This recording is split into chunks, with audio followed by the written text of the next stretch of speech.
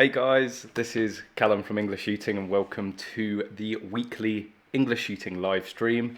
A change of scenery and a change for the better. I'll get into that in a little bit, but something that's a little bit more important. I've been a bit more confident recently with technical issues and the setup, but I am trying something new today to improve the audio. So I'd really appreciate it if you could just let me know that you can hear me loud and clear, and if there's any issues. I've got a lot more control now with what I can do, and hopefully there's going to be no more hum from the fans.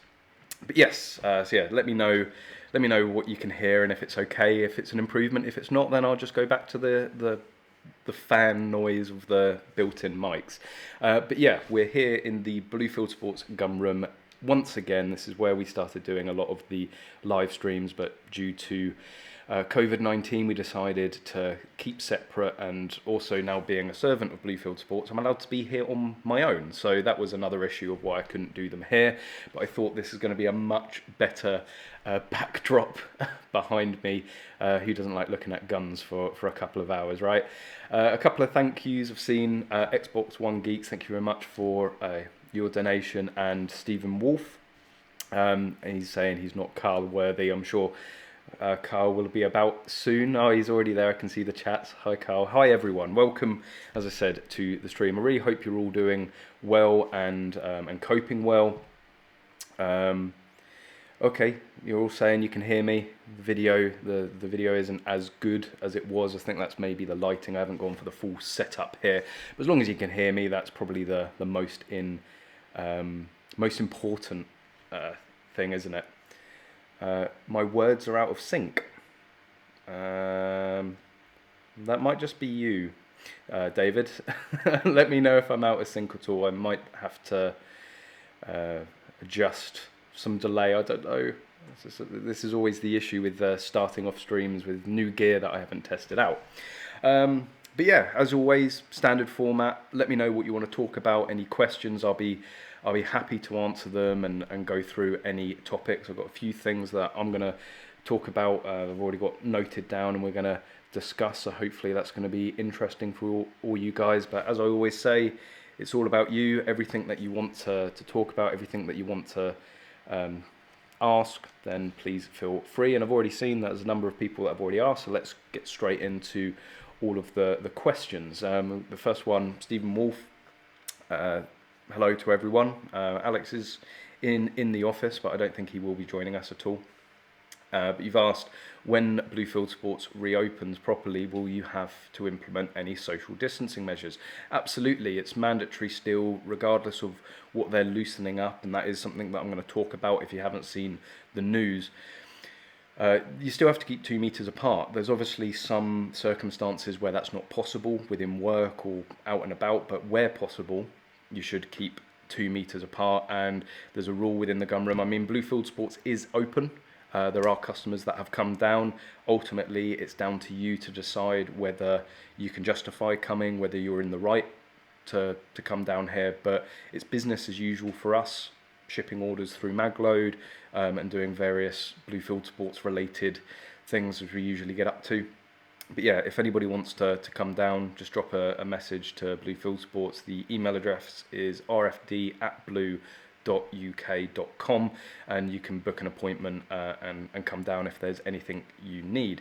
So yeah, we are limiting it to just one person within the gun room at any one time, one customer. Obviously, there needs to be someone here from the shop. We're not just going to let you have all free reign of the shop. But yeah, one person at a time, just to make sure it doesn't get crowded.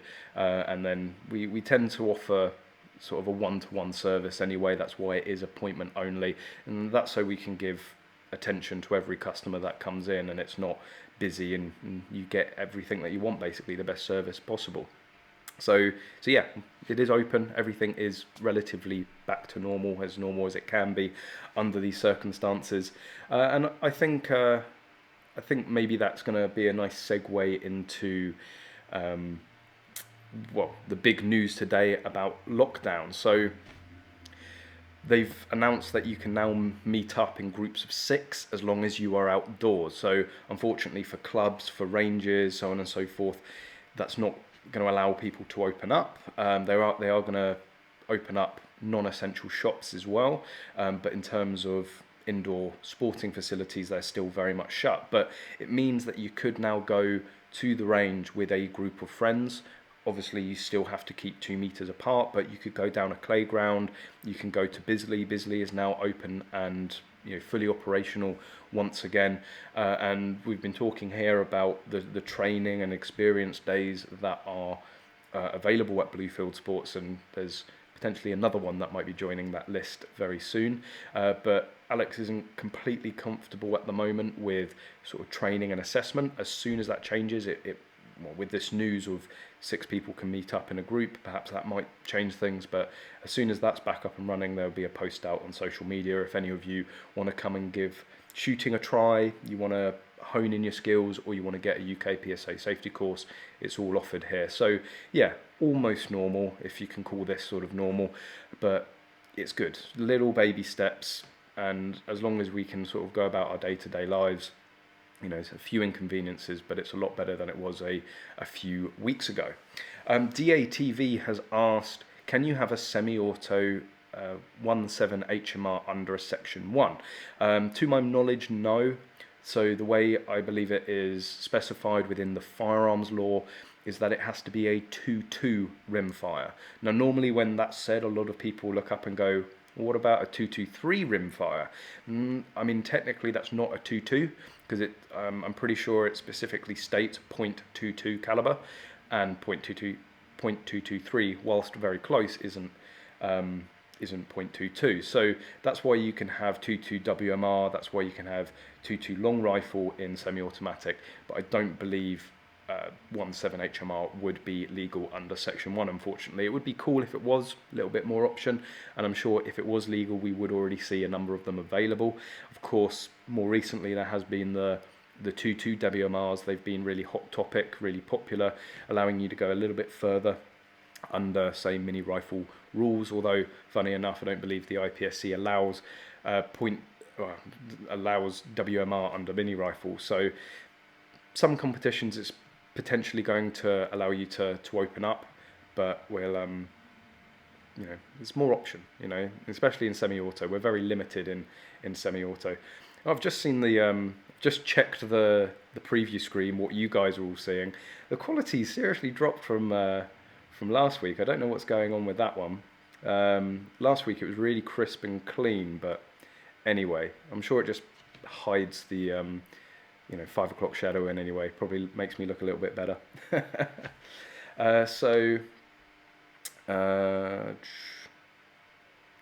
Callum needs to buy a better camera.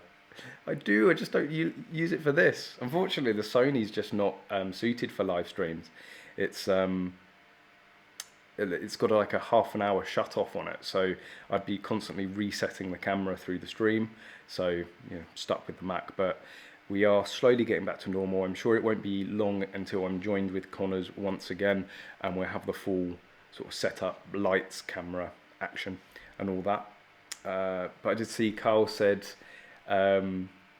you donated a few hours ago. I did wonder, I logged into the stream and saw there was already a £10 donation, so thank you very much for that, much appreciated. I did wonder who had donated that. Again guys, if you want to support the channel, we do that through the super chats, as they call them. Sort of a little bit of a weird name. I've got Patreon as well, or if you want to pick up some swag, it's all on bluefieldsports.co.uk, and everything goes back into the channel to make the videos as best they can be. I'm really annoyed the video quality is dropped, but if the audio is improved, I don't think that's a bad change. So yes, David, I will be doing a belt setup for USA trips. Unfortunately, all my belt gear is over in the office, so usually I'd have it to hand to talk about, but we'll be doing a video. I'll go through everything you're likely to need on a US trip, and sort of a general 3-gun rig setup, and yeah, so watch out on the channel for that. Subscribe if you're not subscribed already. And another little beg for you all guys, I always do it. If you're watching the video, if you're enjoying the stream, or we haven't really got into it yet, but if you are enjoying it, hit that thumbs up button. It really does help the channel. And whilst, because we're on YouTube, I can't handle any guns, I did actually get in contact with YouTube slightly before the stream, basically pleading my case, saying like, look, we're in a registered gun shop here, everything that you like the look of, that you want to talk a bit more about. I know David's probably going to say, where is it? That's that shoulder. Probably that's going to be David's favourite one right there. That's the CIP Glock, not a Glock, in 2.2 rimfire, semi-automatic. But yeah, anything behind me that takes your fancy, you want me to talk about a bit more, then just let me know. Unfortunately, there's a whole wall to wall of guns here. I just can't go and get them and show you, which is really, really annoying. Stephen Wolf, love the gun wall. Well, you know, I thought I'd give Neil from Rack and Load a little bit of competition. He started the gun wall, so stepped it up a notch. So DATV, so you can have any semi-automatic rifle, long barrel pistol, as long as it's rimfire. No, it's got to be, as from what I understand, it has to be 2.2 rimfire. I think that's the stipulation.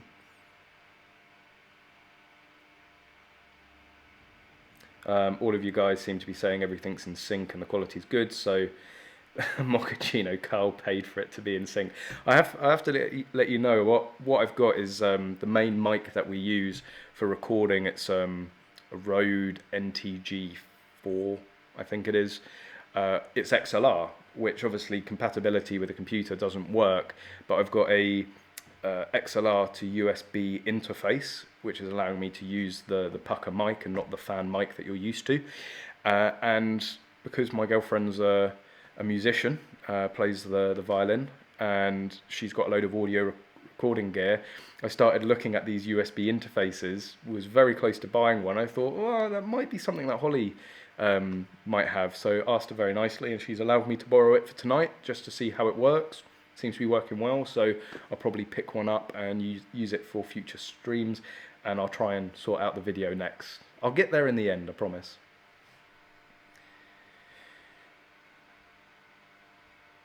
So let's see what you guys are saying.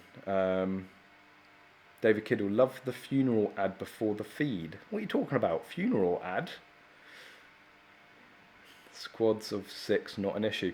The issue though, David, is going to be, well, for practical shooting in terms of competition, and well, this is what I was going to talk about as well. So we were talking about the groups of 6 being able to go off to playgrounds and Bisley and outdoor ranges. The issue with practical shooting is that you need an RO, well, certainly under IPSC, UK PSA governance.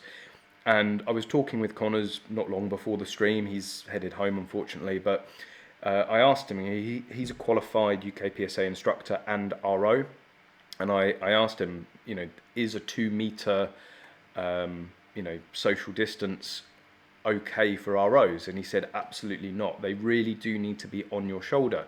The RO isn't just there to time you and hold that timer, they're there for safety. And one of the potential issues is doing a muzzle sweep, you know, breaking the 90, and you know, sweeping someone, and the RO is there to be able to physically push the gun back or turn the shooter. And then also, because it's quite dynamic, it's practical, some, you know, accidents happen in terms of trips and falls and spills, and I have seen it in a couple of matches where, you know, the gun's gone one way and the shooter's gone the other, and ROs, they're focused on the gun. They don't really care about the shooter.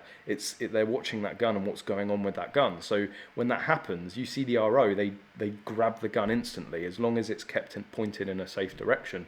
So they ensure that. So having to keep 2 meters back, Connor said there's absolutely no way that they're going to deem that safe. So until they lessen the 2 meter rule, I cannot see any practical matches being held. And I don't know what the guideline specifically says about sporting events and whether it would actually be, you know, lawful to hold an event anyway. So I don't know. I know you're chomping at the bit, David, to get things back up and running. The issue is if we do things too soon and the shooting community, you know, is plastered all over the papers saying, you know, not adhering to social distancing, it's just going to make us look really bad and cause us issues. And at the end of the day, if you are breaking the law in terms of social distancing, and you're an FAC or SGC holder, that is going to look bad on your character. So really don't risk it. Stick to what you know, stick to what you're absolutely confident is safe, and you shouldn't have any issues. Mochaccino, do you have any idea when you think licensing departments might start taking applications? Unfortunately, I left my crystal ball at home. Otherwise, I would give it a rub and see what it says. I don't know. I've not heard anything really. I think it's a how long is a piece of string sort of question. I mean, really looking at it, there's no reason for them not to open up applications. I can understand them not being able to do, say, face-to-face interviews. That's probably something to. Although saying that, you know, at home we've had tradesmen in the home to do their job. I mean, firearms licensing, that's part of their job. So I don't know. I would like to at least see them, you know, take the applications, because certainly in Hampshire it does take them a few weeks, if not months, to actually get round to the interview. So they could start all the initial vetting, and we can see sort of, you know, some of the workload. I mean, they're always behind on stuff, so they could open up the office and, you know, get back to work and clear some of the backlogs before they open up the applications. Even that would be, I think, a good idea. But I haven't seen anything, but I am just gonna check. I think I did this last week. It's my weekly check to see if Hampshire firearms licensing is open. I have heard rumours of some being open, but that's not confirmed. And firearms, shotguns, apply for a new certificate, and no, they are shut. Hampshire is still shut. Let me know, guys, if you know of any licensing forces that are back open and taking applications.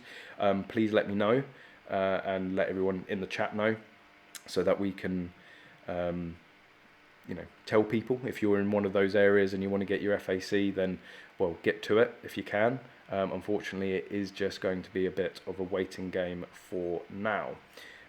But yeah, what else are you guys talking about? What else do you want to know? What other topics do you want to chat about?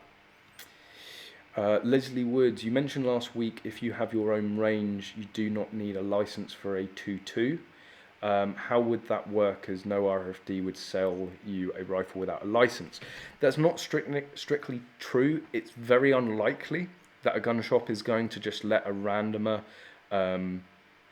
you know, just go in there and claim that they have a mini rifle exemption. I mean, really, that is the long and the short of it. Basically, there's no laws around it. If an RFD or a gun shop is satisfied that you have a 2.2 mini rifle range, they are within the law to sell you a 2.2 mini rifle and any amount of rifles and any amount of ammunition, which personally I think is absolutely madness, given the hoops that we have to jump through to be able to get FACs and SGCs. And, you know, it's not a loophole in the sense that it's within law. It's specifically an exemption in law, so it's not a loophole.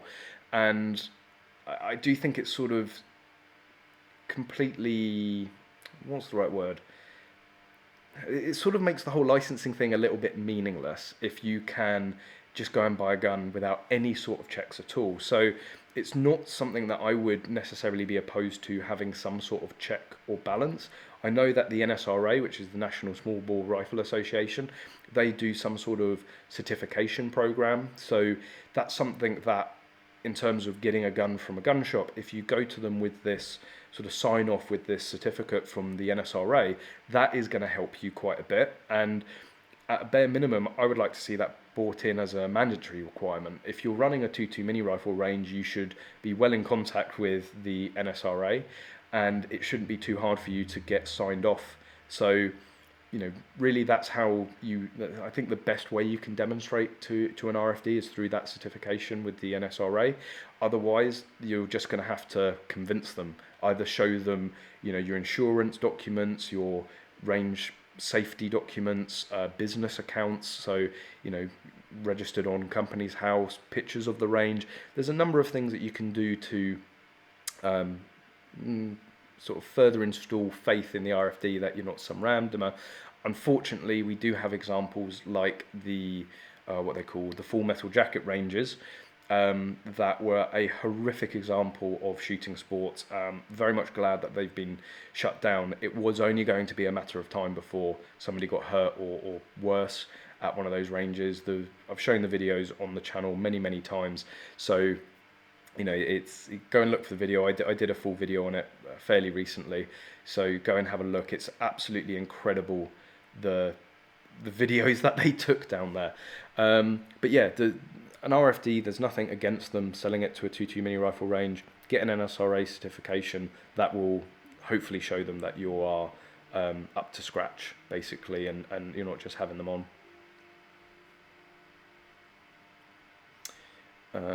Just got my first rifle, the Chris Defiance. Cannot wait for ranges to open up.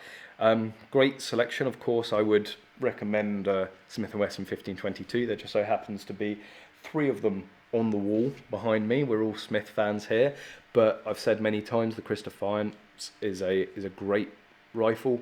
It's the only one that's made me consider switching from the Smith, and I'm actually seriously considering, when I get my FAC back, picking up a Chris Defiance as a second gun, using it maybe in different disciplines, different divisions of disciplines, and having a bit of a setup, because it's a very nice gun. It's got the weight of a real AR, it's reliable from what I've seen, and very compatible with mil-spec components, more so than the 1522 and the Tippmann. And actually just there is the Tippmann as well for comparison. Well, you can't really see it, but there you go.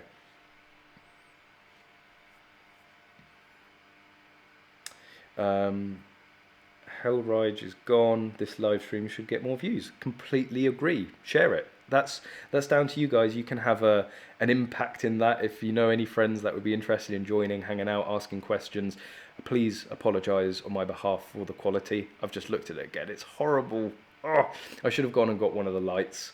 I'll know for next week. But yeah, you can share it. Share it on your Facebook feeds, share it on Twitter. If you want more people to join in and have a chat, then share, and even just something as small as a share, a like, a subscribe really does help the channel out, and those 3 don't cost anything, so really no reason not to do it, or no reason not to do it. Richard Weston, evening Richard, how's it going? Glad you could join us once again. I have an SGC, and my FEO has already met me in person and visited my home. Surely they could accept an FAC grant application if I can have a phone call with them. Now, funnily enough, one of my colleagues in a previous job, I basically forced him to apply for an FAC and an SGC. He taken him shooting a few times, and he's like, I really like this. I was like, join KFC, Kentucky Firearms Club, and become a full member and put in for your license. And I just pushed him the whole way, and that's what we should all be doing. We all have that one friend that sort of, oh, I don't know, maybe should I, shouldn't I? Just give them a little nudge and get them in it. But yeah, he applied for his initial application, had never had an FAC or an SGC, applied. He never had a home visit. Even, I think it was a year or so after he was given his certificates and I ended up leaving the company, he still, at that point in time, a year on, still had not had a face-to-face visit with his FEO, which I don't know. I mean, it's streamlined stuff. They're always inundated, and they're always, they've always got too much work on. So I can understand them looking at ways to sort of streamline that and get through. But again, we have the licensing and these checks and balances for a reason. For me, it's one of the biggest comebacks to people when they go, you shouldn't be allowed to own guns. And you can say, well, actually, do you even have the first clue of what you have to go through to be able to get one? And I think it's a great argument point, and a great point that really does, in a lot of cases, swing people round, because they go, oh, okay, actually, it's not like America. You can't just walk into a shop or go around a friend's house and buy a gun. There's vetting. So, it makes me a little unnervy that perhaps they're skipping a few steps, I don't know. But yeah, so I know it can be done, and it has been done. Whether or not it's normal, whether or not they're allowed to, it was in that instance, it was what happened. And the thing is, he never had his safe approved either. So, I mean, they're putting a lot of trust in him straight off the bat, aren't they? Trusting that he's put the safe in correctly, that it's not accessible to other people. But of course, he did have various emails and phone calls backwards and forth, so it is possible to do that. But I don't know, it might be worth asking them. Tomster24, thank you very much. Huge fan. Is it possible to, if I could apply for an SGC and have it in the gun shop, since it's on a clay pigeon range, since you can rent a shotgun? So are you talking about buying the gun beforehand and having it kept there, or are you talking about permanently storing it at the clay ground? So apply for an FSC, have it in the gun shop since. Yeah, let me know. Are you talking about buying it before you have the license? Or are you talking about keeping it there as sort of general storage? And I'll try and answer that as well as possible. But again, thank you very much for the donation. But yeah, so Richard, I hope that gives you some insight to your question. And you've asked, when are the made in England English shooting caps available? I am working on it. I can't say that, unfortunately, that they're made in England, otherwise they'd be very, very expensive. But they're not China, so anyone that's anti-China, don't worry.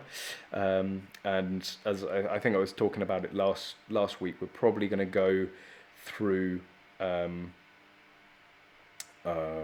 America, so it'll be an American-made cap.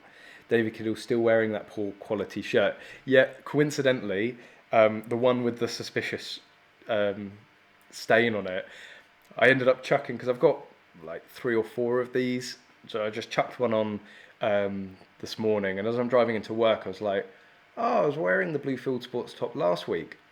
I'm wearing the exact same one. So I do wash. This has been cleaned, I promise. Maybe as a point, I will wear something different next week. But yeah, I do of course have a collection of lovely American shooting trip shirts that I could wear as well, which I promise I will do. I have worn them on the stream before, so obviously being in Bluefield Sports, it does suit a little bit better. Chris Lewis, do you know if any of the main gun manufacturers are knocking out a straight pull AR in 243?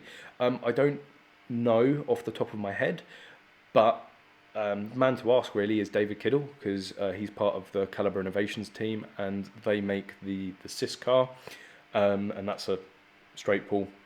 And I know they do a variety of different calibers, so anything you can dream up is possible, basically. Richard Weston to support Made in England. Thank you very much. You have donated more than enough, my friend. But I'm not going to stop you. Much appreciated. Of course, if you guys didn't know, Richard did go one step further and actually sent me a Zeiss lens the other week, which was absolutely incredible. I was having a little chat with him recently, and I haven't had a chance to really use it in anger yet, because I need an adapter for the Sony, and I'll be picking that up because YouTube paid me. They pay at the end of the month, so I've got a bit of budget now for some gear. I'm going to do a big Amazon shop soon, so that's going to include this bit of kit, because I can't borrow it from my girlfriend for the audio forever, and various other little bits for the new camera. And yeah, and talking of the new camera, what do you guys think of the Smith & Wesson video? I know it wasn't perhaps one of the best of the videos that I've ever made, but really I was really happy with the quality of it. And funny enough, if you've seen that video, if you haven't, go and watch it, because it's an incredibly rare and expensive gun that I show. Actually, I had this already. I've got a little snippet, so why don't I just show you? I'll bring this up on screen, and we can talk about this gun. So it's a UK legal Smith & Wesson 686 made by a company called RØDE Fat Dog. This one's owned by a Bluefield Sports sponsored shooter, Tom Ellaway. It's chambered in 357 Magnum, and it's absolutely beautiful. Unfortunately, they are £3,200. That's where they start. So you need some deep pockets, but it is the only way to have a Section 1 Smith & Wesson 686 in the UK. And funnily enough, I do explain this all in the video, but as a little teaser, so you can go maybe whet your appetite to go and watch it. Basically, I always thought this was a myth. Loads of people kept telling me that they were real. I didn't believe them. It's very much real. And since posting that video, there's been a number of people that have popped up saying that they've got one, that they own one. So yeah, I'm very tempted. I've got a little bit of an idea. I need to talk to the guy that owns and runs RØDE Fat Dog, because I have a potentially crazy idea. Potentially a very expensive idea as well, but there's a little tease of that video. Go and check it out after the live stream if you're interested in learning a little bit more about that gun. But yeah, I'm actually going to inquire for a Smith & Wesson 500 LBR, because so many people have said it should be done. I know Daniel Smerald, good friend, he did actually get a slot for a 500 underlever. And seeing that there is someone in the UK that custom makes these Smith & Wesson revolvers, I'm going to look into how feasible it would be and how many vital organs I would have to sell to be able to fund it. If it can be done, I'll get it done, but I'm not making any promises. We have to see how that one goes, but I think it would be absolutely insane. I mean, most of the big YouTube channels, you look at demolition. I've been lucky enough to be able to shoot one myself out in the States, but it would be awesome to actually have one here in the UK. Or am I just absolutely barking mad? And yes, I would plan to use it in gallery competitions. I don't think anyone in the lanes next to me would really appreciate it, but we'll see. We'll see what happens, see what can be done, and see if we can make that dream come true. Callum Higgins, nice name by the way. I have a question, and spelt the right way. Just a little bit of clarification. I haven't seen it here tonight, but I've seen a lot of comments. Obviously, there's two ways of spelling Callum: C-A-L-L-U-M or C-A-L-U-M. The latter is wrong. It's double L. That's all it should be. I don't know why anyone would go for the single L. So anyway, at least you got a good name and you've spelled it right, or your parents did at least. So I have a question about Section 1 handguns. To my understanding, you need a 12-inch barrel and a total length of 24 inches. So is the extra metal on the end needed, or could you just have a 12-inch barrel?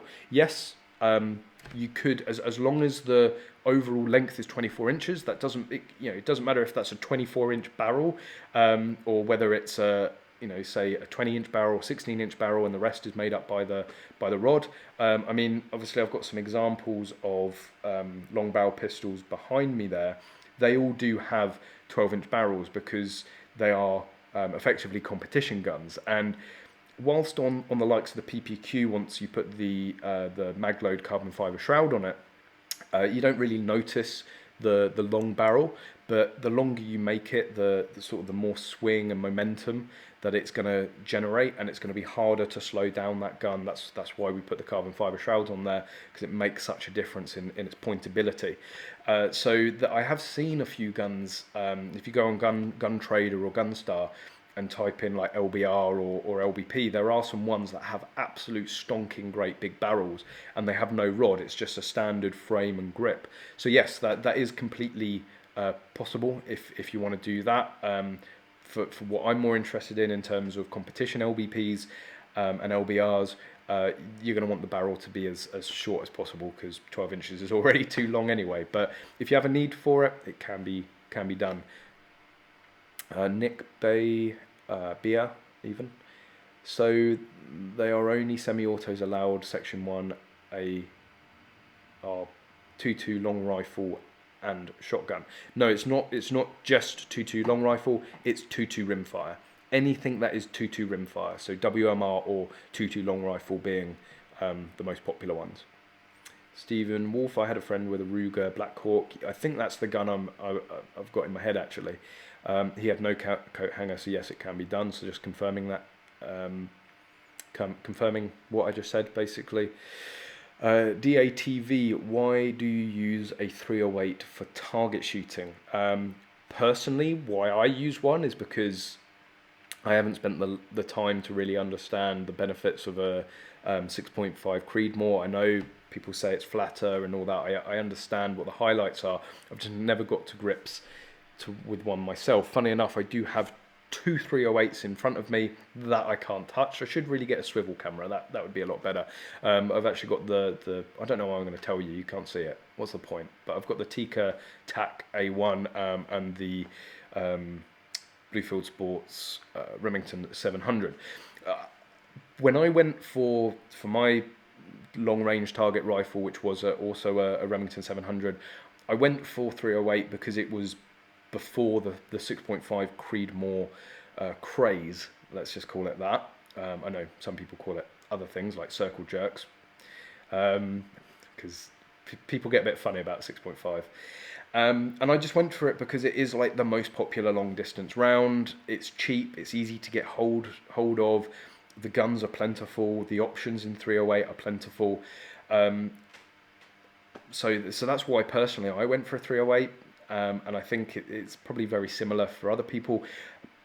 Also, I think the reason people stick with 308 and a lot of people haven't gone over to 6.5 Creedmoor is because if you've already got everything for reloading, and if you already understand the ballistics and you understand that rifle and the caliber, then going and getting a 6.5, it's like a whole nother ball game. You're gonna have to buy new equipment, buy more gear, be that brass, be that dies, whatever, and completely learn the characteristics of that caliber. And also the new rifle. So I know a lot of people say it should be 6.5 Creedmoor or nothing. I'm still probably going to pick up a 308 rifle, because it's a 308. You've got to have a 308, right? Ricardo, what if ROs are wearing gas masks and full hazmat suits? I mean, technically that would be okay, I'm guessing. Keeping everyone safe.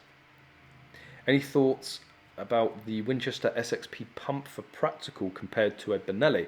I would say 100% go for the Benelli. There are two Supernovas behind me there. The top one is Connor's old competition gun. He does have a brand spanking new one ready to be pimped and mag loaded, let's just say. The top one is actually Alex's. The bottom one is Connor's Supernova. Really, when the Supernova, how much do they retail? Like 450. Oh no, maybe that's trade. Don't know. Shh, didn't tell you that. I don't know how much do the Supernovas trade. Let's have a quick look. Super says, there's £745 RRP on the GMK website. Like, RRP is never what you pay when it comes to Benelli or Beretta, so I would take £100 off of that. So you can probably pick one up for like £650. The Supernova is just an all-round better suited gun. Is they're built like a tank. Some of the best shooters in the world in terms of standard manual shoot Benelli Supernovas for a reason. The SXP is not a bad gun either. It's certainly another one that I would recommend, and even I think Connors would recommend for practical shooting. But I mean, I think they're about a £300-400 gun. So you're talking maybe a couple of £100 extra. I think personally the Supernova is worth it. If you are really constrained on budget, the SXP is a good option. Or even an old 870 Wingmaster Remington. So, but yeah, I don't think you're going to do too badly with an SXP. Personally, I think you'll do better with a Benelli Supernova. If you can stretch to it. How come some explosives? God, it's already going downhill tonight, guys. How come some celebrities get to use explosives and own machine guns in the UK? I don't know if their celebrities are necessarily allowed to own the machine guns. I know that there's been episodes of TV and film. So in terms of using explosives, well, as long as you have someone that is licensed with explosives, they use it, pyrotechnics all the time. There's nothing about, legality in terms of that, as long as there's someone that is licensed and obviously has the correct permission to be in charge of those explosives and using them. But in terms of film, TV, theatre, not an issue. That's more than a valid reason. In terms of machine guns, I mean, you can get Section 5 for filming purposes. And I've spoken to a couple of people recently about this, and it's perfectly under the TV and film exemption, which is what I was using until I became a servant of Blue Field Sports. It allows anybody without any license to be able to hold, under supervision of an armourer, any firearm they want. It doesn't cover ammunition though, but you can use blanks. So maybe what you've seen is a Section 5 gun firing blanks. The person under the TV and film exemption, under the Firearms Act, they are lawfully allowed to hold the Section 5, they're lawfully allowed to shoot it with blanks, it's just live ammunition. And if you're talking about celebrities and you're talking about TV and film, they're not going to be using live ammunition for obvious reasons. Funny enough, I may not look like it, but a budding thespian at some point, I was actually part of my college's West Side Story production in my final year, and they actually got a blank firing gun. And not to, well, yeah, I'm just going to spoil it, because if you haven't seen West Side Story already, you're probably never going to. But basically someone dies, gets shot at the end, and they had a Section 5 blank firer. But it was a Section 5, it was a real gun being used with blanks.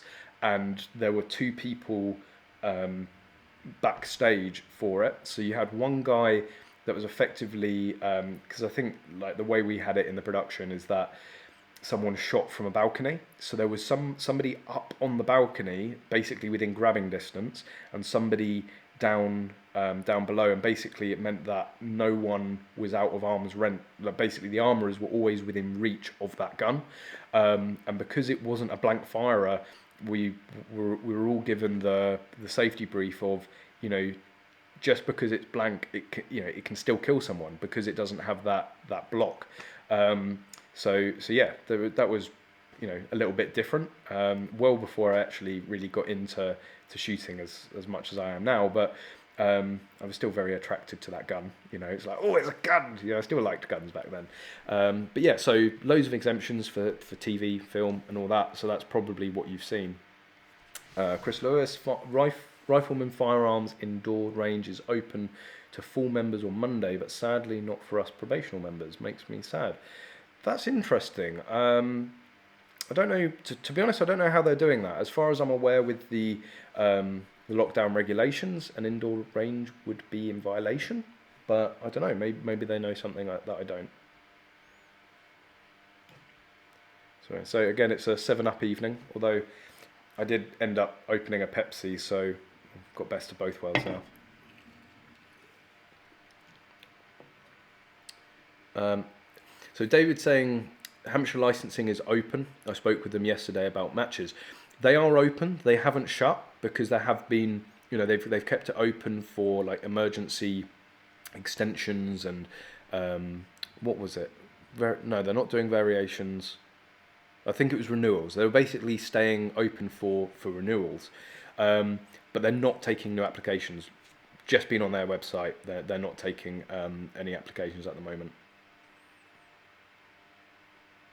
Chris Lewis, as a new shooter, is it worth joining the NRA? So I guess you're talking about the UK NRA, just to clarify. If you're talking about the US NRA, I know there are a number of people in the UK that have got memberships to the US NRA. They literally do nothing for us, like only slightly less than what the UK NRA does for us. But yeah, so I don't really see the point, unless, you know, you want to help out your American, your fellow American shooters. But it's us that certainly needs more help than they do. But in terms of the UK NRA, I would say it's worth it. I'm planning on rejoining when I can. It's a fantastic facility. If you live close to, within driving distance of Bisley, there's nowhere else like it in the UK. Perhaps the only other place is Diggle Ranges, but even Bisley dwarfs Diggle. You know, there's not many places you can shoot. Well, 1,200 yards I think is the maximum at Bisley. There's very few places you can shoot that in the UK, and plus you have access to all of the ranges, for the gallery, for 2.2. You've even got the NSRA there. You've got the National Clay Shooting Centre. So it really is the mecca of shooting within the UK. In terms of joining them as supporting them, let's just leave it there. in terms of joining the UK and NRA like you would the American NRA, they're two very, very different organisations. And really, I only think you should join the UK NRA if you're going to make use of their facilities. Because not just myself, a number of people are less than impressed with what they've done over the years. You know, like rollover for handguns, they did very little for the Mars. They almost jeopardised the 50 cals when they were getting them back. So, you know, but I'm not here to rant about the NRA. Leon, how does it work how does the procurement of ammo work? Just from a gun shop with proof of FAC, how do they know you're complying with your ammunition quota? They don't. That's another funny part of our firearms laws. It is down to you being trusted to comply. So, you know, the gun shop, I've covered this before, I think, on live streams. I've had it once before when I had my FAC, where I think at the time I had like a 1200 limit, and I had pretty much probably just over 1,000 rounds. I think probably exactly 1,000 rounds, because it's just 2 slabs of mini mag. And no, sorry, tell a lie. I drove to the gun shop. I've told this story before and I can't even remember it. Drove to the gun shop in the morning because I didn't have any ammunition. I think I only had like maybe 100, 200 rounds. My quota was 1,200, so I bought 1,000 rounds, went to the range. I met a load of friends that hadn't shot for the first time. They absolutely loved it. Went through all of the ammunition that day pretty much, and drove back to the gun shop and bought some more ammunition. So, you know, the gun shop could, you know, he'd see me that morning and he was like, well, hang on a minute. And I said, look, I've shot it all today. It's like, okay, it's your license. You know, that's a good enough reason for me. Put the stamp in there. So it's just down to trust. But really, there is actually nothing physically stopping you, or in terms of the procedure, in terms of getting ammunition, to stop you from going over your quota. If you are caught with more ammunition than what's on your FAC, you will get in a lot of trouble. So I definitely wouldn't recommend doing that. Wouldn't recommend anything going over the line when it comes to FACs. But yeah, obviously, if you've been to one gun shop and got your quota, gone to another one and like an hour later got your quota, and then another gun shop and they're seeing all of this ammunition, it is going to ring alarm bells. So, you know, in terms of actually getting it, they sign every round onto your FAC. Whether you buy 1 round or 10,000 rounds, it is written onto your FAC what you've bought from that shop. So any gun shop can see when you've bought, how much you've bought. And again, it's just one of the things that makes it so safe here in the UK, is most gun shops will go above and beyond what they are required to in terms of making sure everything is okay. So if they do see something that they're not completely happy with, they will ask, they will check, you know, because there might be a perfectly valid reason for it. But you know, it's better to check that someone is staying within the law than them be effectively a part of them breaking the law. Because at the end of the day, if someone comes in and their limit's 1,000 rounds and that day they've bought 10,000 rounds, there could be an argument from the local licensing department or the police to say, well, hang on a minute, it was quite obvious that he was over his quota. Why didn't you do anything? So again, there's a lot of responsibility with being an RFD, because you sell someone the wrong gun, you sell them something they're not meant to have, it ultimately comes back to you. So yeah, you do have to be careful.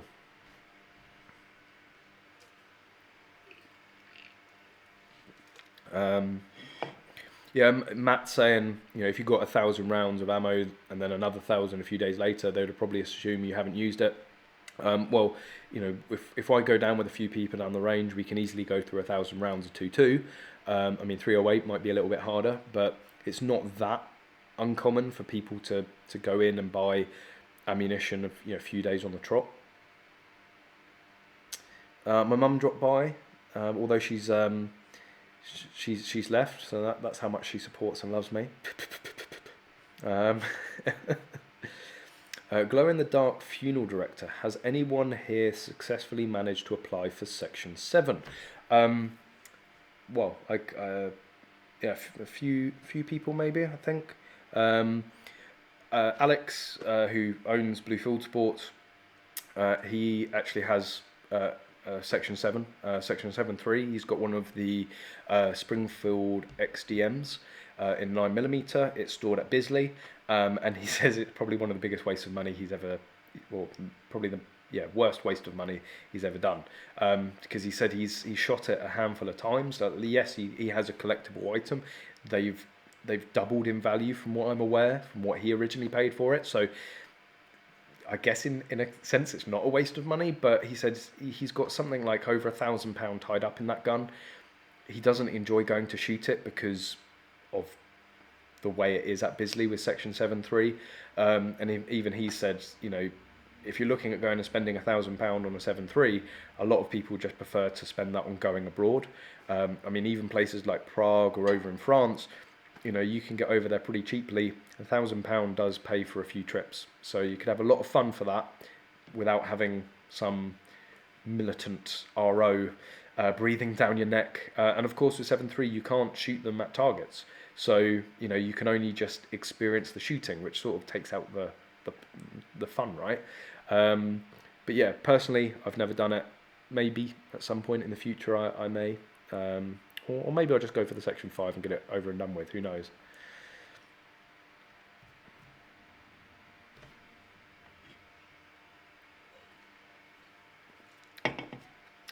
Tomster24, could you buy a Walther PPK National Socialist Germany era activated but not have any ammunition without a license because it's an antique?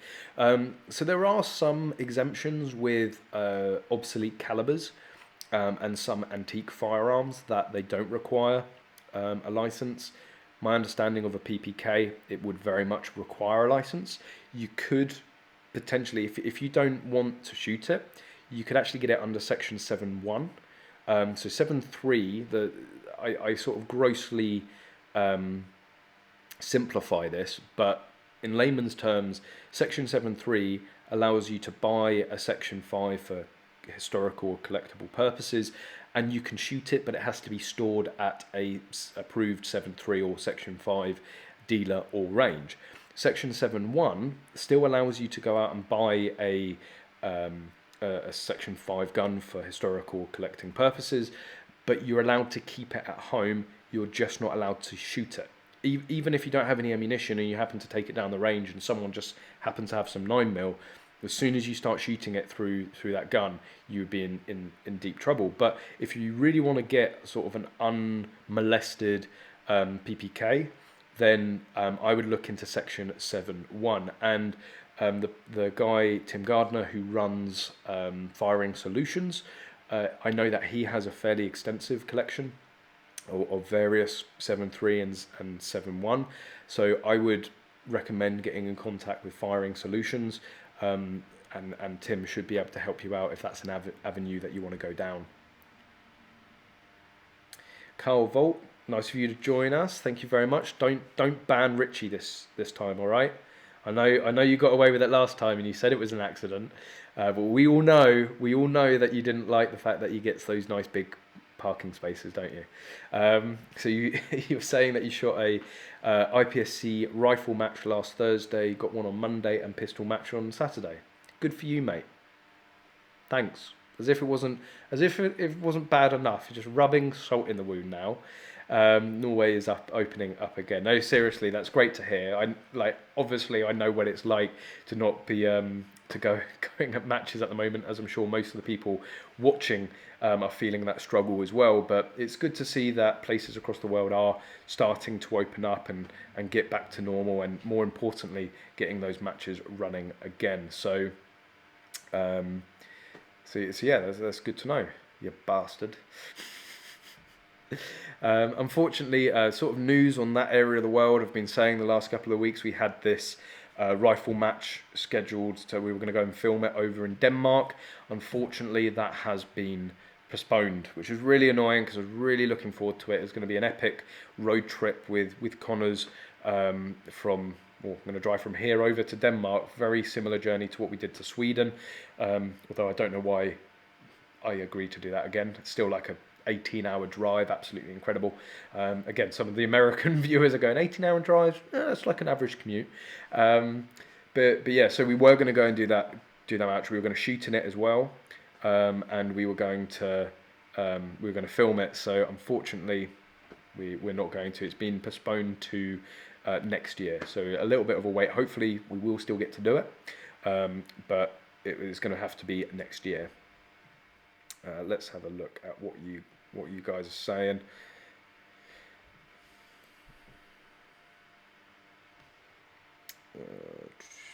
So someone was asking about a 243 straight pull earlier on.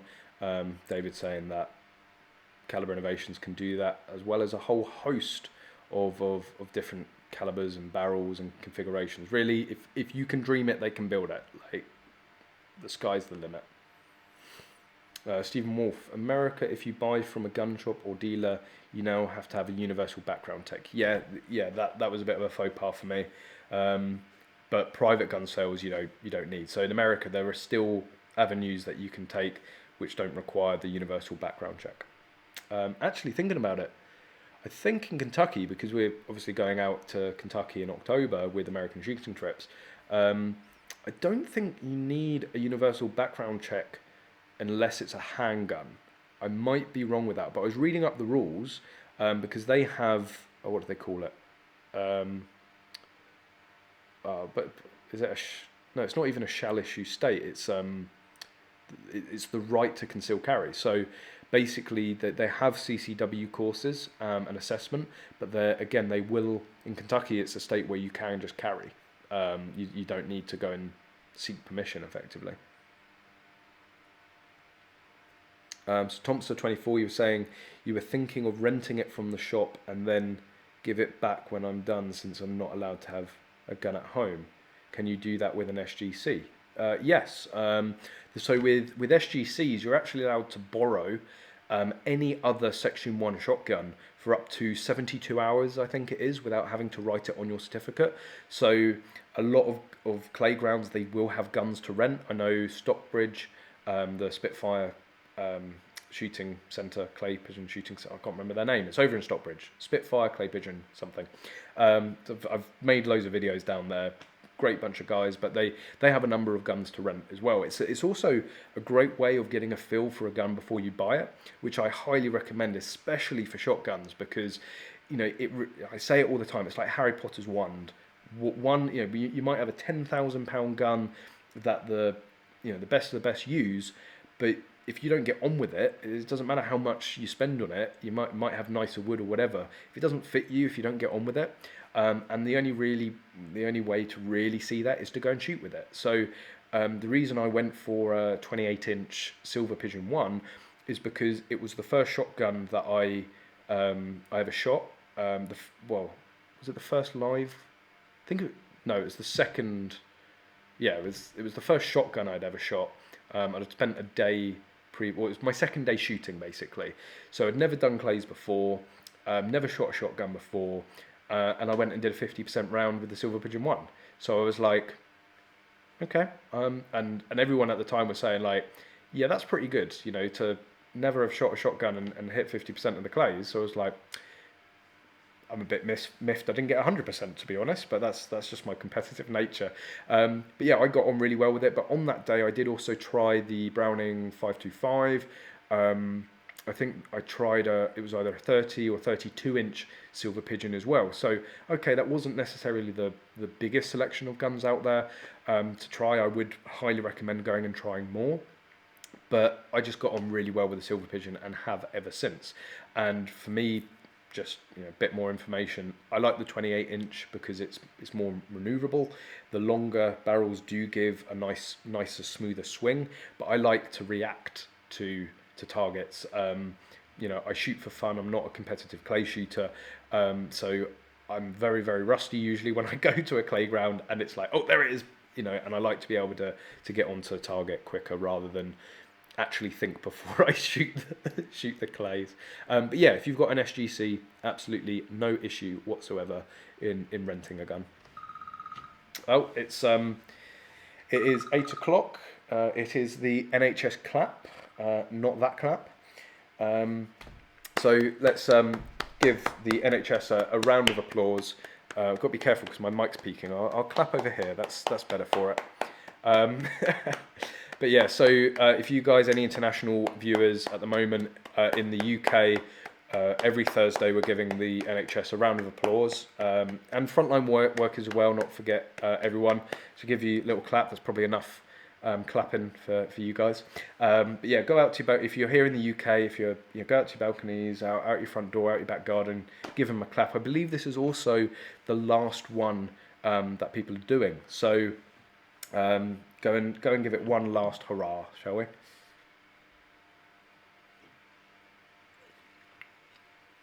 DATV, do you have to keep your gun safe hidden, or can it just be put in the corridor of your bedroom?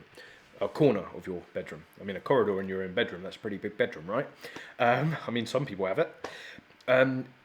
Yes, so I've spoken to my FEO about it and other people within the trade, and the general consensus is, and the example that is always thrown at me is, would someone coming to take a meter reading from the gas or electricity, if you don't have a smart meter, are they likely to see it?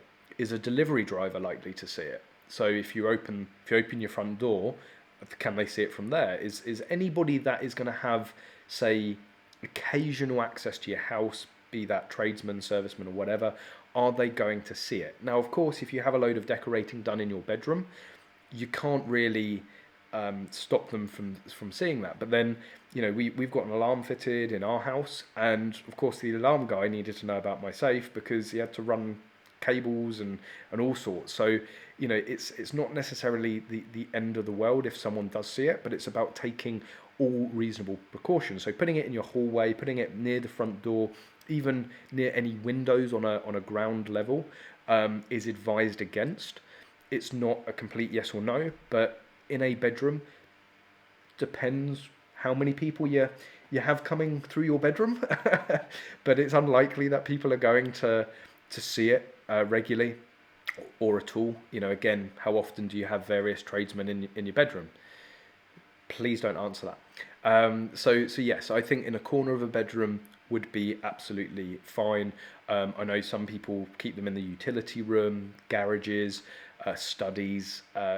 Pretty much for me, anywhere on a first or higher floor is going to be fine, because again, how often do people come into your home and go upstairs? Again, don't answer that. But yeah, as long as it's tucked in a room where no one, the gas meter man isn't going to see it, that should be fine. If you can get it in a wardrobe, it's always going to help. The FEOs, you like to keep them happy. So it's like, with there was a request basically from my FEO. I won't go into the details because it's the one subject that I really steer clear of personally, talking about security arrangements for obvious reasons. But basically, he'd requested one particular addition to our security setup, but it was a request, and it was very much put to me like, I would like to see this next time I come back. Now, that doesn't mean that next time he comes, if it's there, he's going to tear up my ticket and and take my guns, although that's what they ended up doing, but not for that reason. So it was a request, and to keep him happy, it shows willing, it shows how seriously you take it. So if you can add further security, they're always going to like that. But yeah, in a corner of a bedroom, as long as it's not by a window that can easily be seen into, like on a ground floor, you should be absolutely fine. And I've just got through. We've been chatting for so long. Just got through to all the comments about the Smith & Wesson. You guys just seem to really like that one. It's an awesome gun. Like, it's just like, Smith & Wessons are nice guns anyway, but it was just so nice. Just very, very expensive. Yes, Stephen Wolf, Smith & Wesson 500. That would be just like the Mac Daddy of long-barreled revolvers, wouldn't it? Like, how do you top that? That is it. And yes, it would go watermelon shooting. I'd have to do it. Explanation UK. I was previously a club member down in Portsmouth. The discipline wasn't enjoyable with the straps prone. Any clubs in London you'd recommend for practical shooting? Tried searching it with no luck. Well, I know of a couple of clubs in London. They don't do practical Practical shooting, unfortunately, I think the closest practical club to London would be in Dartford. I mean, if you're in London, I was able to travel to Dartford for clay shooting, not a problem. I got the train. I think it's King's Cross, and the train out to Dartford probably took me about 45 minutes in total. I think it's HMR. No, it's not HMRC. Oh, what is it? It's Harlow Town Rifle Club. Let's say I'm just trying to find it. I know there's one. No, not Harrow Town. Harlow Town Rifle Club. Yeah, so this is the one. So this is actually where the British Masters for the UK PSA. It's a level 3 match, the sort of highest we regularly see here in the UK. And it's the British Masters. Really, like, people come from all over the world to shoot it. And it's actually based at the Dartford Clay Shooting Club, and it's a club called Harlow Town Rifle and Pistol Club, or HTRPC, and their website is www.htrpc.co.uk. Get in contact with them. I believe the club is now open again, but yeah, they have loads of different bays. Some of the UK's best shooters have come from Harlow Town, so it's a real great place to get on with practical shooting. I think they might only do shotgun there. I don't think they do mini rifle, but it depends what you're looking for, really. But practical shotgun is, yeah, you might want to do mini rifle more. Practical shotgun is still going to put a smile on your face, that's for sure. JLH, great channel and content, keep it up. Thank you very much. Trying my best, trying to get as many videos out as possible. And seriously, I was talking to Richard, funny enough, the new camera I continuously go on about, it has made filming so much easier. The autofocus is, I don't have to wrestle with it. So literally I can just plonk the camera down and just talk. There's very little setup now. Shooting in 4K gives me much more flexibility with cropping it. So, you know, any mistakes in terms of framing or something in the background I need to crop out, I can now without destroying the quality of the image. And also just getting shots of guns, put it in 120 FPS, literally just like go across the gun and it captures it really, really smooth. So, you know, I'm now doing 2 videos. I used to do it every Sunday without fail until I ended up shutting the channel down. And then I kept the 1 video a week since reopening it, and I've just got into a groove. You know, I'm doing 2 videos a week now without fail on English shooting. Gunroom TV, because it's not just myself that makes those videos, it's CJ's part of the GTV team, but there's at least 1 video a week, and we've been averaging 2 videos a week recently. So yeah, 4 videos a week going out on 2 separate channels, and of course doing the live stream as well. So yeah, finally pulled my finger out. So I hope you're enjoying the additional content, and it would be great to get that up to 3 videos a week. I always feel like I'm going to run out of content, and then, I don't know, just new guns come in, new topics, new news. There's always stuff to talk about. So yeah, you know, just try my best to put out as much content as possible for you guys, and you seem to be enjoying it. The stats are better than ever, so you know, you seem to be enjoying it, which is good to see.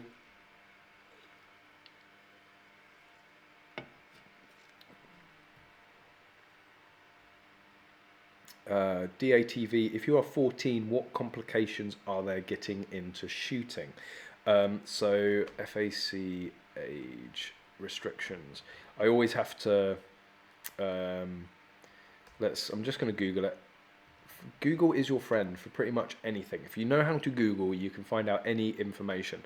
But there's always a table that I refer to. Basically, like, first of all, you're not going to be able to buy a gun until you're 18. You can be gifted guns, but I don't know if that's at 14. I have made a video on it at some point, so if you want to go and watch that, maybe get a bit more information. But I've got age restrictions, thankfully, from Durham Constabulary. So thank you, Durham. So it says under 15 years of old, you can hold a shotgun certificate and firearm certificate, so you can apply for your licenses, and I would do that sooner rather than later. You can, if authorised by the relevant certificate, receive a gift of a Section 1 firearm from the age of 14 years old. So this sort of creates a really weird grey area of our law, is that, let's say you have a parent that is over the age of 18, but they don't have a firearm certificate. Can they buy a gun on your behalf because it's legally going to someone that can be in possession of it and can own the gun? But it's very weird, because obviously if you don't have an FAC, it is illegal for you to pay in full for a gun. So it's very sort of very grey area. But if you do happen to have friends or family that do have FACs, I don't believe it's an issue although if they don't have a slot for it on their gun, then they technically can't buy it. It's all very, very odd. I would talk to your local firearms department in terms of doing that. Of course, if you've got family and they want to, they've got a gun they want to pass down to you, they can of course gift a Section 1 firearm. I know actually Alex is going to know a fair amount about this, because there's a couple of very young sponsored shooters. I think Adam was maybe 15 at the time, or maybe even 14, and Tegan, when she was first sponsored, was 12. And Alex has been through all of this, so he knows how to do it lawfully and legally, and it has been done here. So just get in contact with Bluefield Sports, and Alex will be able to sort you out if you want to get your licenses and start buying guns. We should be able to find a way to help you out. But yeah, so your biggest issue is going to be buying guns. Basically, that's the complication. That's the difficulty. So yeah. Thompson24, another donation. Thank you very much. I've only just seen that. Can we legalise pepper spray telescopic, or could we legalise pepper spray / telescopic batons? As I'm sure many of you will understand, talking about self-defense is a bit of an issue. What am I trying to say? I've lost it. It's a bit of a dodgy subject. It's got me in trouble before. I mean, anything is possible. I know that there's a number of countries across the world that have loosened their self-defense laws and opened up various options. As it stands at the moment, it's not legal. They're considered offensive weapons. So it's it would take a campaign. It would have to be something that you'd have to campaign for and get changed within law before we could. I don't know. Basically, it's personally I'd prefer us to try and get say 2 handguns back first, not for self-defense, obviously for sporting purposes, and include that and then grow that to wall handguns, and then maybe even semi-automatic rifles. But yeah, in terms of pepper spray and telescopic batons, self-defense is an issue. What am I trying to say? It's a bit of a dodgy topic here. It's not really. Most people feel very, very safe through our police, and they put a lot of trust in them. And there's a lot of people that don't believe we need any self-defense, basically, because we have our police force. Stephen Wolf reckoning that the custom Smith & Wesson 500 would be a £5,000 plus gun. Yeah, I'm hoping it's maybe a little bit below that. I don't know. I'm going to see first of all if it's possible, because that might be my instant problem. But yeah, if it is possible, then I will try and stomach it. Muster up the courage and ask for the price.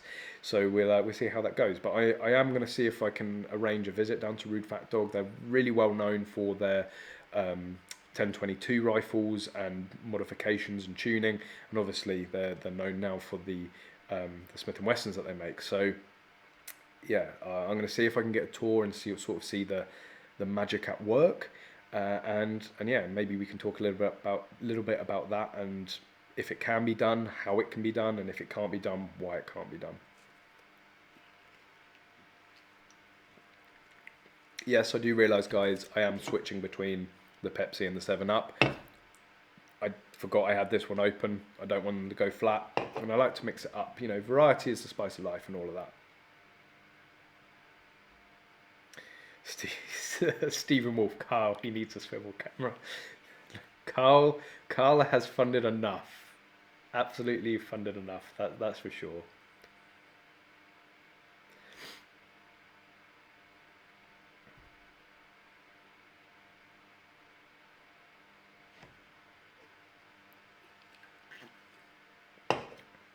I'm just catching up. I haven't just gone completely quiet for no reason. Just catching up on all your comments and seeing what you're talking about. DATV asking, how do you get into reloading? Spend a bit of money, get all the gear, loads of shops. I mean, you know, with reloading, a lot of the tools, they are free to buy. Free to buy. You can have them shipped to you. So I think places like Uttings, Sportsman Warehouse. I mean, you can even order over the phone at Bluefield Sports if there's anything you know that you particularly want. I mean, as long as you've got an FAC and you've got permission to own that ammunition, then you can go out and buy powder and primers and bullet heads. Although not all of those are required. Like primers, I don't think you need an FAC for. Powder, you don't need an FAC for. Technically, bullet heads you don't need an FAC for. So I don't know. It's all, again, that's always one that I've never really nailed down exactly what you need the FAC for. But most gun shops will still, as I was saying earlier, they like to be overly cautious. So if someone comes in and wants to buy a load of stuff that isn't licensable, but is maybe a bit questionable, they will ask. They'll be like, "Well, do you have your FAC?" Because it's an instant, yeah, there it is. Okay, cool. You're good.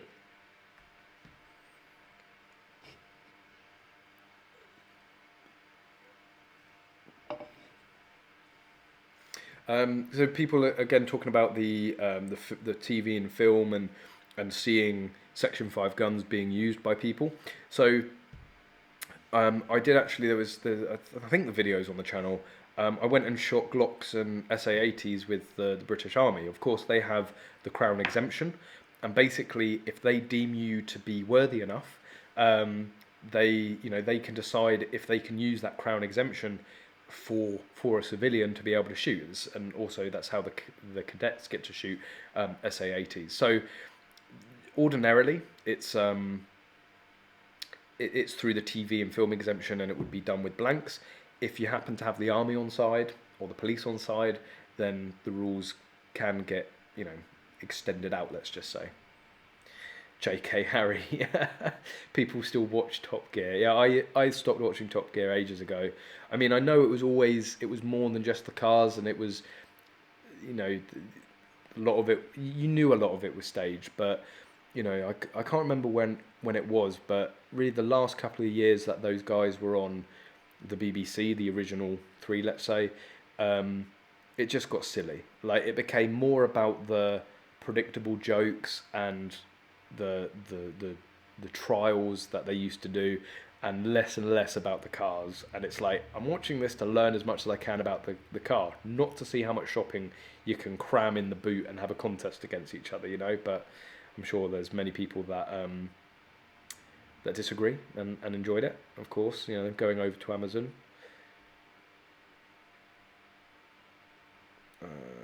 Let's get rid of that.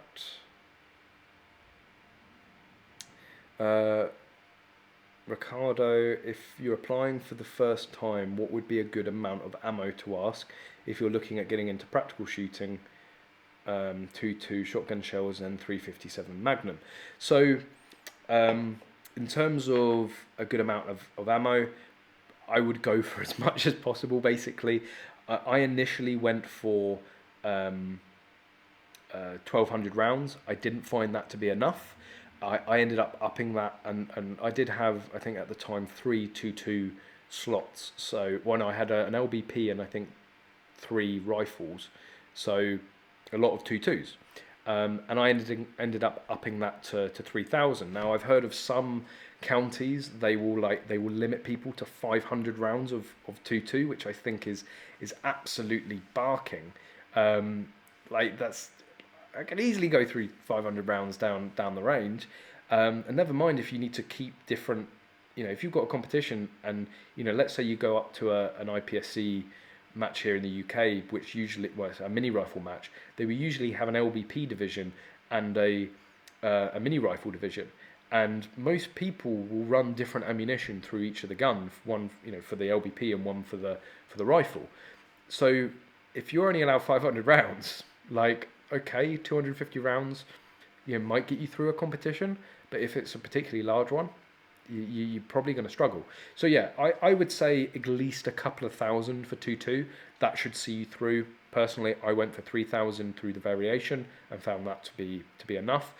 If you're doing practical on shotgun, obviously you don't have to worry about shotgun shells, and you don't have to worry about buckshot because those are Section 2 ammunition. You don't need an FAC to be able to buy them, or you don't need them on your FAC to be able to buy them. You do need slug though, so slug is a Section 1 ammunition. I put down for 100 slug, and I think really, again, the minimum should be 100.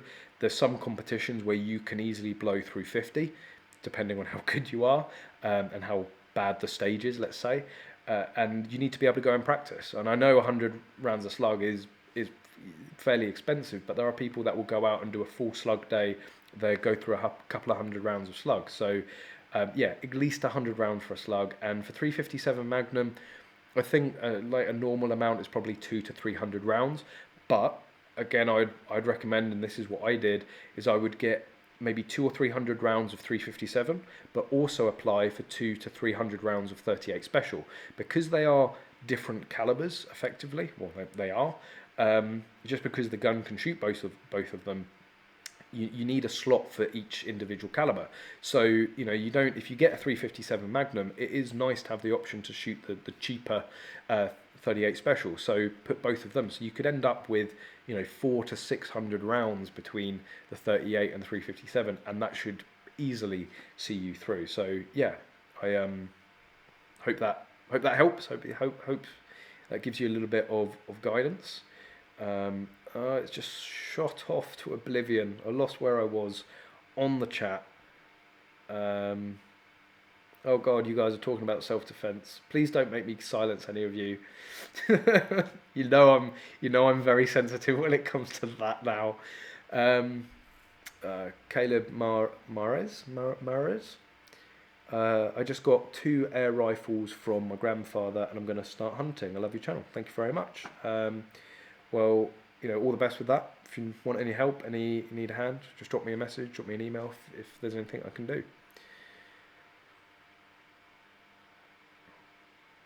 A lot of you guys talking about what your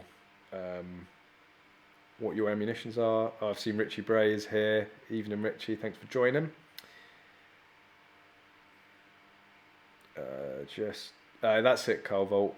Constitutional carry. That's what. That's what it is in Kentucky. So Stephen Wolf, you said in Kentucky, I constitutional carry open and concealed. So I was reading through this, and I don't know if you are, but are you a resident out there? Because I believe basically you still had to be a US national, or you had to be a resident. So if it's different, this is actually what I was looking for, because I want to do some different videos when I go out in the States, because there's more that we can do that we can't do here. And I was thinking, well, why don't I look at about, can I legally carry out there? Because that's sort of just an interesting video. Obviously in the UK, it's not about self-defense, it's all about sport. In America, it's completely the 180. The majority of the people out there own guns for self-defense rather than for sport. So it's just something that I want to sort of learn a bit more about, educate myself on, but then also share that with you. So I think at the bare minimum, I'm going to do a CCW class, because I haven't asked him yet, and he does occasionally tune in. So if you are here, Philip, I've got a question and a favour to ask you. So basically, the guy that stores all of the guns out in Kentucky for American shooting trips, he is a CCW instructor. And I thought it would be an interesting video. Whether or not I legally actually get a CCW certificate is sort of immaterial. But I want to learn a little bit more about what the process is, what the laws are out there about it. and even from state to state, and also what the actual course consists of.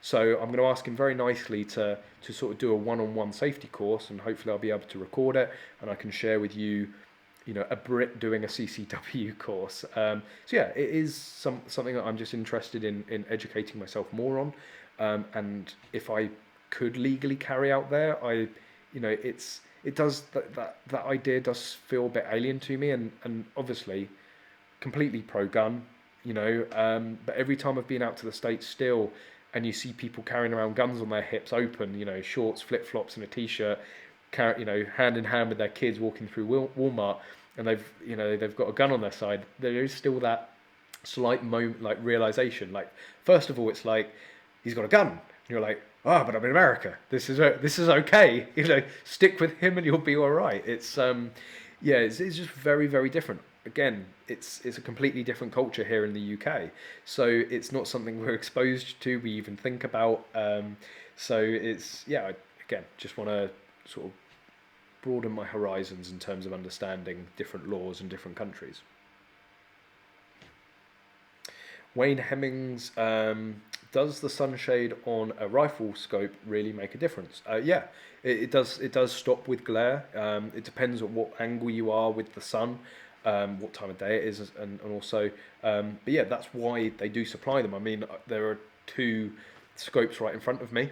Again, I can't show you. The annoying thing with this mic setup is that the mic is actually connected, so I can't lift the Mac up and show you. Again, if I had a swivel camera, I've got cameras. Maybe no, that's going to be risking it too much. Actually, thinking about it, that's what I should have done. I should have used the A7 III as a second camera, and then I could switch between the 2. I always work these things out while I'm on stream. Maybe next week I'll do the same setup, and I'll have the A7 III plugged into the computer, and I can quickly show you things.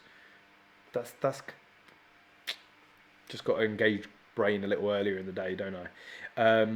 But yeah, they do help. The scopes in front of me both have sunshades on. Actually, there's 3 scopes on the table. 4 scopes. 3 of the 4 have sunshades on them. Are there any behind me? I mean, even the PST there, it's got a little shade. Unfortunately, again, I can't go and touch it. But there is a very small shade on that. And no, they're shotguns. So yeah, they do make a difference. That's why they include them. That's why people use them. Oh, people talking about Ozark. Yeah, I've watched Ozark. It's how did I describe it to someone? I said it's like a cross between Breaking Bad and, oh god, what was it? Oh, there was that. It was that program with, oh god, I think the actor's name's Timothy or Tim. And he's like a country, like out in the country sort of sheriff in America, and I can't remember what the series is, but I really, really enjoyed it. But it's like there's elements about, you know, Breaking Bad in there. Yeah, I like that series, and there's a few guns in it. You can see the occasional gun there.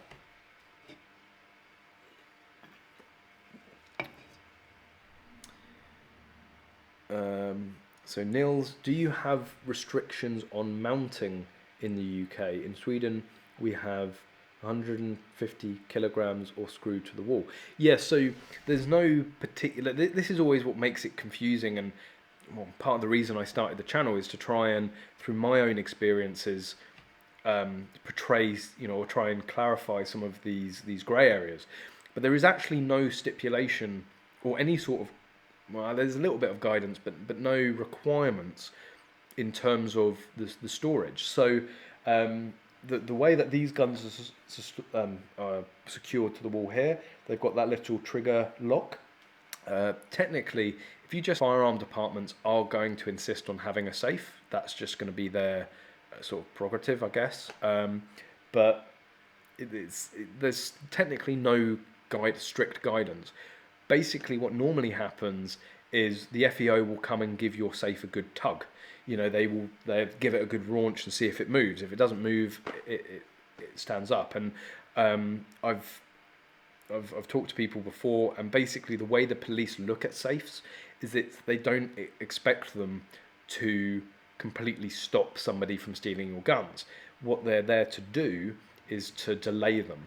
And this is again why when you start growing your collection and you get more guns, the police will ask for more and more security measures, and it's just about early warning. So if you have an alarm and it's monitored, basically all that safe needs to do is hold up until the police can get there. And that's the way they look at it. So, you know, and also if they do manage eventually to crowbar it off the wall, it's going to be pretty obvious someone like walking out the front of the house with a safe. And again, like trying to get a big safe into a car and all this, it just makes it a lot harder and puts a lot more barrier in front. But no, there's no particular requirement. I mean, some will specify it has to be to British standards. There's like a BS code for safes. Again, that's not actually a specific requirement. It just might be something that your local firearms team will ask or stipulate maybe. And again, it's best to keep them happy. M. Gabriel, I assume commercial gun security is even better for firearm retailers generally there. Yes, so obviously we're in a gun shop now. I'm not going to talk about the security arrangements, that would be incredibly bad. But yes, it's a hell of a lot more than an FAC holder, an SGC holder. The amount of things that need to be in place before you can open up a gun shop is absolutely insane, because, you know, whilst there are you know, this is the shop, you know, we're on the shop floor as to say, but there is also an armory. So whilst having a number of guns like this secured to the walls is fine, there's a lot more guns in stock, and the armory is just another level of impenetrability basically. And you know, there's ammunition safes here. You've probably seen them before. Well, anyone that's watched the recent Smith & Wesson video, the big blue safes behind me, that's where all the ammunition is. So it's kept separate from the guns as well. That's another, you know, I mean, you have to do that for an FAC anyway, but these are stonking great big safes. Like you're just never going to move them. But the only way is with a digger. Basically, you'd have to destroy the gun room to get them out. They're not going anywhere, and the armory is pretty tanking as well, from what Alex has told me in terms of the security arrangements. But yes, I mean, I know for a fact that you absolutely have to have a 24/7 monitored alarm, and if that alarm goes off, the police will be here as quickly as possible for obvious reasons. You know, various stipulations in terms of the construction of walls, in terms of sensors, alarms, CCTV and stuff like that. So yeah, there's a lot more you need to do when you have a gun shop. I mean, it's not just a blanket for every RFD, because I know Neil from Rack and Load, he's an RFD for writing for magazines and obviously making his videos, and I don't believe they stipulated any further requirements for his RFD, but then he is limited on the guns that he can hold on his RFD, unlike Alex here, who can buy as many guns to sell as he wants, because it's a fully operational shop. So for sort of Neil's case, he's going to be limited on the guns that he has. It's not an increased risk, whereas with here, due to the amount of guns obviously being a full shop, the further restrictions were obviously stipulated.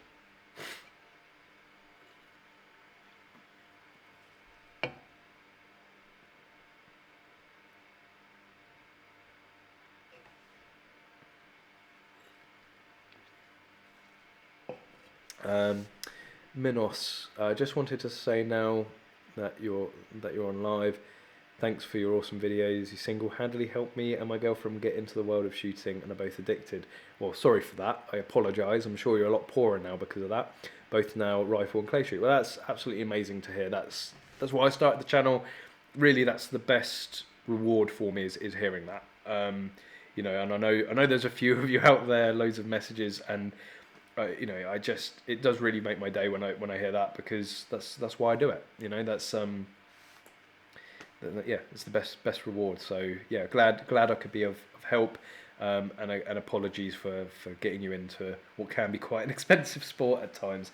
But yeah, how are we doing for subjects? So as I said at the beginning, we've got a few that I wanted to cover myself. Now, so this one I I saw this today on Facebook, and I'm going to post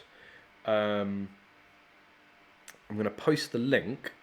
And I saw actually that Stephen Wolf, you've seen this. Let's try and just get a marker of where I am so I don't lose the chat later on. So if you guys have a bit of spare cash, and I know I'm not asking to give it to me, I've just posted a link in the chat. Basically, there's somebody I know. I know who this involves, so it's a link to a GoFundMe page, and it's titled Save a Sportsman. And there's somebody that's going through a bit of difficulty with their firearm licensing department. The GoFundMe page does give a little bit more context and a little bit information, but this person is someone that I've known for a number of years within the shooting industry, someone that I have a lot of time for, and has been very supportive of me. And when this all first started happening, he basically oh, thank you, Richard. It's good. I've got a backup as well. I'm good, but much appreciated. I'll do a macro order soon. But yeah, anyway, back onto send your money to the GoFundMe page. Well, it's too late now. You've already sent it to me. But yeah, so basically this guy, is having issues. Well, it explains it. I don't want to talk about the detail too much because there's some stuff that I know that isn't in there. But yeah, basically when he started having issues, the police department asked him to surrender his guns, and he instantly phoned me. Don't know why. It's not like I have any experience with revocation and difficulties with the police, but of course I do have a reasonable experience with that, and I understood what he was going through, and I think that's probably what he wanted most, was somebody that knew what it was like to be on the other side. So he's going through a really hard time. Unfortunately, because they haven't actually revocated his certificates, there's nothing that BAS can do at the moment. Their insurance doesn't encourage sort of proactive measures, which I think is really annoying. Until they actually revoke his licenses, there's nothing legally he can do. But they've asked him to voluntarily surrender them. So what he's doing is basically they're fundraising so that he can get lawyers and legal experts involved. So the campaign is being run by Nick Holm. Really trustworthy guy, runs Magic 9, makes loads of upgrade bits for various guns. So it's not him that's in trouble, it's a mutual friend. If you do have a spare few quid, please go and hit that link, go and donate, because I hate it. Obviously from personal experience, I really feel for the guy. Personally, from what he's told me, I think they're being a little unfair.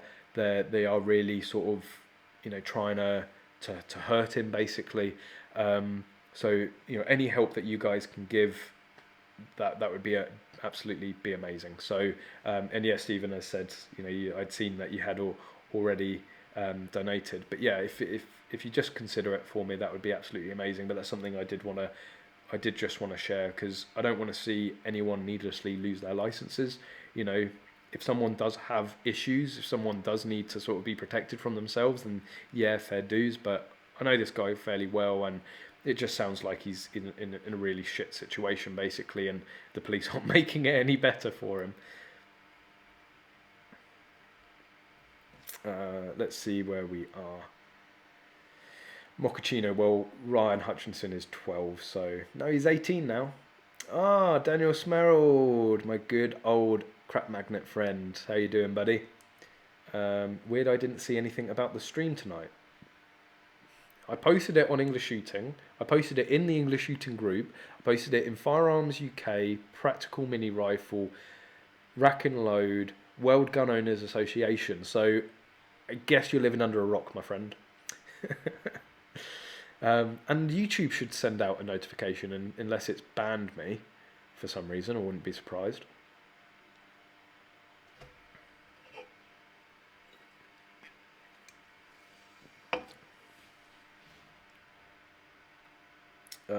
Cardinal Biggles, interesting name. You can't own guns for self-defense in the UK, NRA an exception. Any suggestion of owning guns for self-defense will lose you a license. yeah, pretty much. That's where it is in the UK.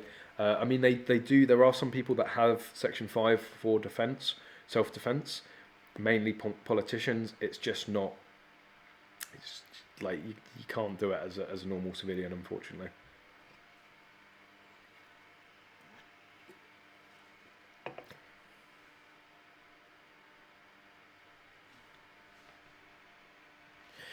Stephen Wolf saying, enough, I was able to buy shotgun primers from, because I've got one of those, I can't remember what the thing's called, but it's like the flashbang for airsoft. And I was able to buy them fine. So maybe that's because it's shotgun primers, they're Section 2. I don't know. But you guys are saying you need primers, you need an FAC for the primers, so I don't know. I've never bought any components, never ever got into reloading when I have my FAC. It is something that I do want to do more of, well, get into and learn about, because you guys always ask me about it and I haven't got the first clue, unfortunately. So it would be good for me personally to learn a little bit more about it. What is your first recommendation for a first 2.2 rifle for target shooting? It does depend what sort of target shooting. I mean, if you're going to go for like 25-meter Olympic 2.2 rifle, then it's going to be like an Anschwitz or something like that. I mean, I really enjoyed my Seiko quad that I used to have. I found that absolutely accurate as anything. There's also, there's not actually on the wall, which is annoying because I might be able to swivel the camera if it was. The Tikka T1X, is it? It's the little 2.2 polymer gun. I heard massively good things about that. It just depends what you want to use it for and what you want out of a gun. You know, do you want absolute accuracy? Then you go for a target, target rifle. Do you want something that's more practical? So something maybe in a synthetic stock. Do you want to be able to change the barrels out? Because again, like Seiko quad would be awesome for that. I mean, personally, I'd say go and get one of these for a first 2.2, because you can do target shooting with those. They're not as accurate as a target rifle, but then you can also go and do practical, which is obviously the best discipline that you can do within shooting, of course. Not that I'm biased. So David wants me to look. I think I missed that comment from Simon Ward. Have you had any trigger time with the Lantec 9 straight port AR that runs on the 9mm Glock mags? Heard very little about them and not seen anything at shooting shows. Can you shed some light on them? As far as I'm aware, they don't exist. They've made a lot of noise about them. They've put a few ads out. I mean, there was that period, shortly after the offensive weapons bill, which is actually another thing I wanted to talk about tonight. Shortly after the offensive weapons bill, there was this race to bring out a straight pull 9mm. Now, I know Southern Gun Company is doing it. They brought out their underlever AR, and of course Caliber Innovations have a 9mm straight pull, but they are very, very difficult to get working. And I think, I don't know this. This is purely my opinion and speculation. I have a feeling that Lantac just released an image, just to basically try and make themselves look like they were keeping up. I mean, what David has told me in the past, that people from Lantac actually came to the Caliber Innovations stand to look at their straight pull 9 because they couldn't work out how to do certain things and were trying to copy them. Again, that's just my opinion. But yeah, as far as I'm aware, they don't exist. I've not seen a real photo of one. I've not heard of anyone buying one. As far as I'm aware, it's your only choice really is going to Caliber Innovations or going to Southern Gun Company. PAV 4570. I love the 4570. It is, maybe I can, because we do have a whole other wall. Let's see if I can, without destroying my setup here. Oh, it's going to go wrong. It's going to go wrong, but I've got to show you, because your username's 4570, and how can I not? No, don't get caught up. 1 minute, here we go. Here we go, slow reveal. Is that in shot? Yeah, so we got the, where is it? It's there. Marlin 4570 on the wall. Yeah, that's all, guys. Just, you know, if you're gonna comment with a username called 4570 and there's one on the wall, I've got to show you.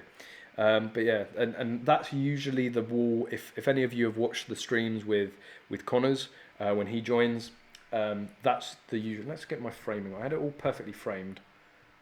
There we go. No, I've buggered it. There, that's better.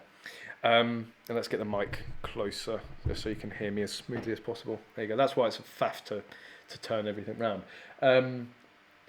But yeah, that's usually the view that you have, and we usually have the camera down that end. But obviously, I don't need to fit anyone else because it's just me. Anyway, back onto your question. What did you ask? Any ideas where I can get the SAVZ58 tactical bolt action here in the UK? I mean, if it's a VZ58, I would say Caledonian, yeah, Stephen said the same thing actually, Caledonian Classic Arms, or even give Cotswold Classic Arms a bit of a bell. Otto there, great guy, is actually joining us on the range on Monday, and he's told us he's bringing a few interesting things, including some battle arms, straight pulls and 2.2s. So I should be getting some great content out of those. But yeah, I think those would be your best bet to get in contact with. But talking about Caledonian Classic Arms and VZ58s, I don't know if any of you saw on the English Shooting Facebook page. Well, it's now over a year since the shall I try that again? It's now over a year since the Offensive Weapons Bill received royal assent. So it was May 2019, specifically the 16th of May 2019, that the Offensive Weapons Bill received royal assent, which is basically, that's it, it's got the Queen's sign off, it is now law. And within the Offensive Weapons Bill, they banned Mars action rifles, which is manually actuated release system. So again, there's videos of it on the channel, probably seen it before, but basically 2 pulls of the trigger for every round. So you fire, bolt comes back, locks, you pull the trigger, it releases, and then you can fire again. And then also lever releases were covered under that ban as well. And the most popular lever release was the 9mm by Southern Gun Company, and basically you had a lever on the side that you could rest your thumb on, and you'd pull the trigger, the bolt would lock back, you press the lever, the bolt would go forward, and you can pull the trigger again. So they were banned, and there's hundreds and hundreds of people that own them. They were the Mars and lever releases were very, very popular guns. Some of the lever releases were incredibly expensive. I mean, even the Mars, I think Alex said he paid something like over £2,000 for his, because they're made in very small quantities. And Southern Gun Companies, if you wanted a 9mm lever release, you could be easily talking £2,000 to £3,000. And they did a 223 variant, which was, I think, north of £5,000. Oh, hello. Are you still going? Yes, we are. We're normally 2 hours, but yes. Alex's gate crashed. Shall I get you on camera? No. Yeah. Hey he's a little camera shy. You probably recognise his voice if you've watched the previous streams. Yeah, I'm not camera shy. I'm just Don't worry, I've got the quality's really bad because of the lights, so I'm quite fuzzy, so it makes me look a little better. Anything interesting happening? No, I've resisted touching any of the guns on stream. It's very, very, very hard. On YouTube, so you Yeah, I've been pointing. Just mind us for a second. We're just having a little conversation. Yeah, exactly. Yeah, Cool. pretty good. Yeah, it's nice to have a gun backdrop. It's good to be in the gun room. I think in a couple of weeks' time we should be able to open it up and Awesome. do cons with a screen or something. Yeah, And, we should do that like going forward anyway. Yeah. Give us some bit of protection from Connors. Yeah, indeed. Cool. Catch you later. Catch you later. So the voice you just heard there is Alex. He owns the gun shop and usually runs the stream from behind the scenes, which is usually when I have Connors and Alex helping me here. Things go a little bit more smoothly because I'm not doing everything on my own. But you probably just heard him there. You Oh, I have dropped. Am I there? Am I still there? Hello? Oh, I think it's come back. Alex comes and crashes it. That's not good. I think I'm still here. Oh, anyway, I'll carry on. Let me know if it's gone down over the, it's definitely frozen for a little bit. Anyway, it's really annoying. It always distracts me. So it was Alex. All Alex's fault. He comes, crashes the stream. But anyway, yeah. So he's just said, if you heard, we're going to be opening up potentially the live streams again. He said maybe in a couple of weeks. So I have my right hand man. Connor's usually sits on the right when we do streams. But yeah, he'll be able to join me again if we can open it up. So only a couple of more weeks just on my lonesome. But yeah, anyway, back onto the offensive weapons bill. What's this open widget? Oh dear. It's not. It's for some reason the stream has really taken a dive. Let me close a couple of tabs and see if I can speed this up. I think my computer is struggling. Sorry for the technical issues, guys. Really, I should plug it in. I'm always on Wi-Fi, and Wi-Fi is never 100%. But anyway, I've got that shutting in the background. Just close. Stop using my memory. There we go. Am I? Oh, it's royally frozen. There we go. I think things have stabilised a little bit better. Sorry about that. Anyway, offensive weapons bill. So yes, those guns were banned. It's been over a year.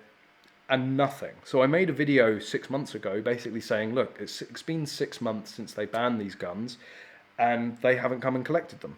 So, you know, the whole thing about those guns being specifically banned was how dangerous they supposedly were, despite neighbours actually giving incorrect information, like effective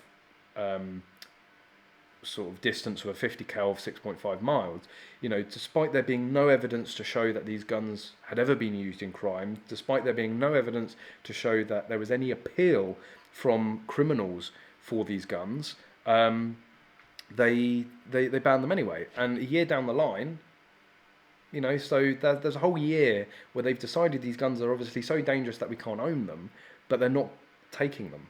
Now, obviously, I know with COVID-19, you know, people have had maybe slightly bigger things to worry about, but it still makes it even more meaningless. You know, if they'd have come and just taken them away straight away, you could understand that, you know, they're sort of standing behind that decision, that they're dangerous. But to sort of leave them out there in the wild for over a year, you know, and of course, think about the debt that this country has just taken on with COVID-19.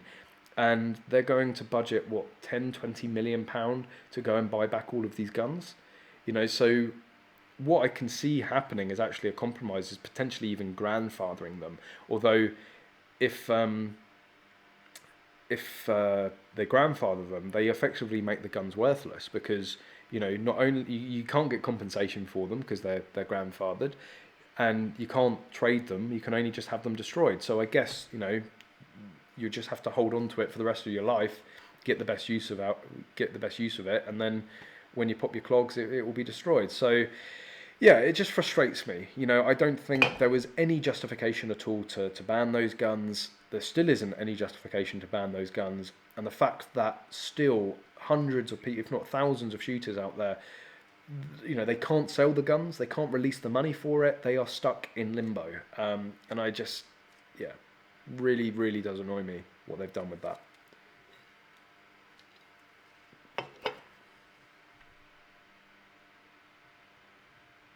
Richard Weston just live streamed the CCTV. Nope. Not going to give any inclination of the security requirements here at all.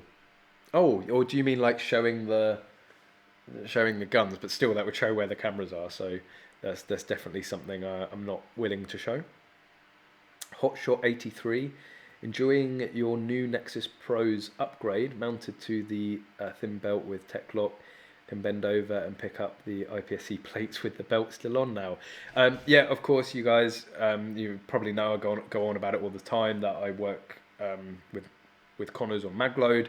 We're both directors of the company, and you know, I'm certainly more the I would say more the business sort of marketing side. Obviously, I make videos and social media and stuff like that, and I do all the really annoying admin jobs. And he's the creator. He's the creative genius when it comes to products. But yeah, glad to hear that you're enjoying the pros.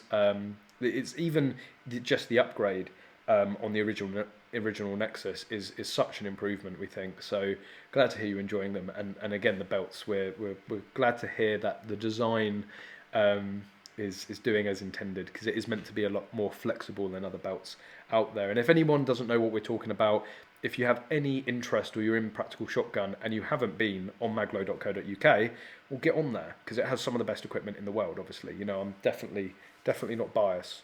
You know, at least I'm not wearing the cap now. I've got my own cap. I'm not that much of a sellout. Callum 95. There's a lot of Callums in the stream tonight. Again, awesome name. Again, correctly spelt right. This is a strange question, but in the US, would you conceal carry permit to carry a black powder pistol? Because they're not actually classed as firearms, right? Yeah, I mean, this is the funny thing. Perhaps I need to do this next time, because they weren't that expensive. You can buy black powder pistol kits from across the counter in gun shops, and it comes in a little sort of what do they call them? The blister packs. And it's like a plain grip and a barrel and then you put together the hammer and all that. And yeah, they're completely unlicensed. So I guess not. If they're not considered a firearm, you don't need a concealed carry to be able to carry them. However, something interesting that I saw on researching about Kentucky's laws, you actually, I believe in some, might even be Kentucky, but in some states, certainly, you actually need like a CCW permit for a knife. If you're carrying it concealed, I guess for the purpose of self-defense, some states will require you to have a CCW. So it's a bit odd. I mean, in the UK, I mean, this is, I keep this on me like pretty much anywhere I go, and it's this little thing. So this is my like everyday carry, but it's the CRKT Journeyer. Can you see that there? If the quality is good enough. So it's got a little bit of sellotape because of packing orders earlier. But this thing's like, I believe it's legal worldwide. So I know, you know, anywhere I end up going, take this with me, it's going to be fine. Obviously, I have to put it in my hold luggage when I go on a plane. But yeah, so I like being able to carry the knife, and because it's, you know, it's not a locking knife, because it's, I believe it's what, 3.5 inches in terms of the blade.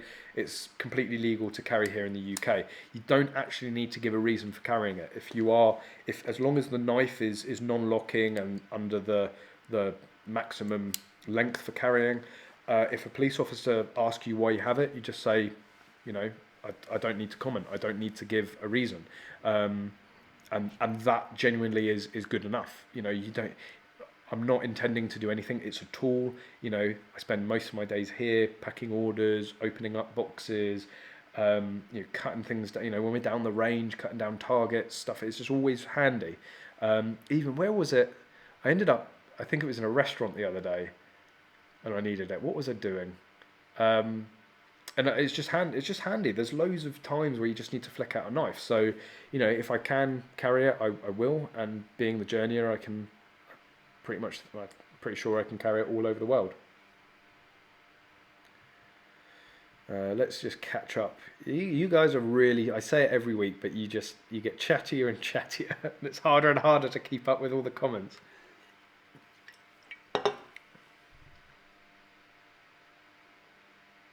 Daniel Smelled, you didn't post a POI. Honestly, I didn't see anything, sadly, so late.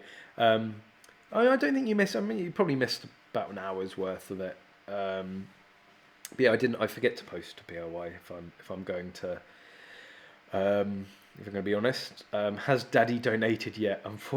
Well, no, Daddy has donated. Not the usual, let's say, the usual size that I think people on here have become accustomed to from Carl. But as I keep saying, more than enough. I've got the camera. That was the main thing that I was really, you know, I guess asking for help with from you guys. So now that I've got that, it's, you know, that's a big chunk. All the little bits are much easier to save up for, because you know, I've said to you guys before, English shooting in terms of ad revenue generates about 100 to 150 pound a month. So, you know, if there's a new lens and that's, say, you know, 500 quid, it's only a few months to be able to save up for it. Keep the, you know, put the money aside to sort of buy it. But, you know, when I'm talking like a £2,000 camera, that takes a lot of time to save up for. So again, I'm going to continue saying how appreciative I am of all the help, because you should be seeing the benefit, hopefully. And if you're not, then I wasted a lot of money.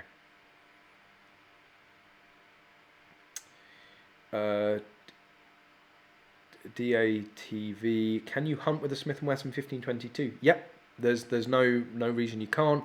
I mean, I'm sure you're going to get some funny looks if anyone sees you, you know, getting up in your camo gear and going through in the dark of night with an AR-15. But there is no reason. At the end of the day, it's still a 2.2.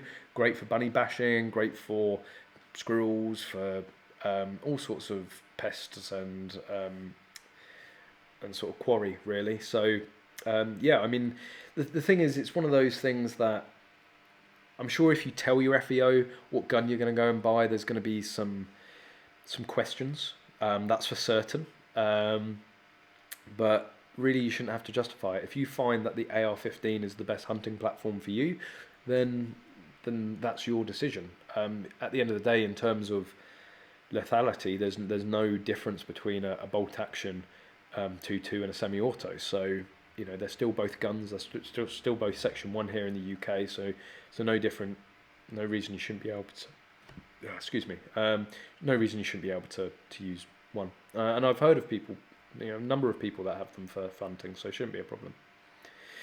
Major Jim went clay shooting recently. Grounds are finally open again, and it was glorious. Me and the Black Death had a ball. Yeah, you know, things are opening up now, and as we talked earlier about they've literally just this evening expanded it open to 6 people can now go and meet up. So more reason to get friends and family shooting again, meeting up down the clay grounds.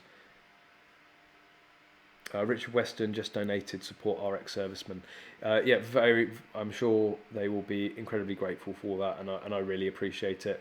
So guys, if you didn't see, there's a link somewhere in the chat to a GoFundMe page. Please go and check it out, and consider donating if you can for any help at all. Yeah, the guy, I forgot to say, the guy is also a frontline worker. He works for the NHS on frontline, and he was in the He's ex-forces. So, you know, if you didn't need if you needed an excuse already, well, no, if you needed more an excuse other than the fact that it's a shooter that needs our help, you know, he served for the country and is out saving people's lives every day. So, you know, can't really think of anybody more worthy for our support. Daniel Woolley, do you happen to know if Ham and Petersham Club is open? I'm struggling to contact them to find out. Would you help? Would help a ton if you could find out. Funnily enough, I happen to personally know the chairperson.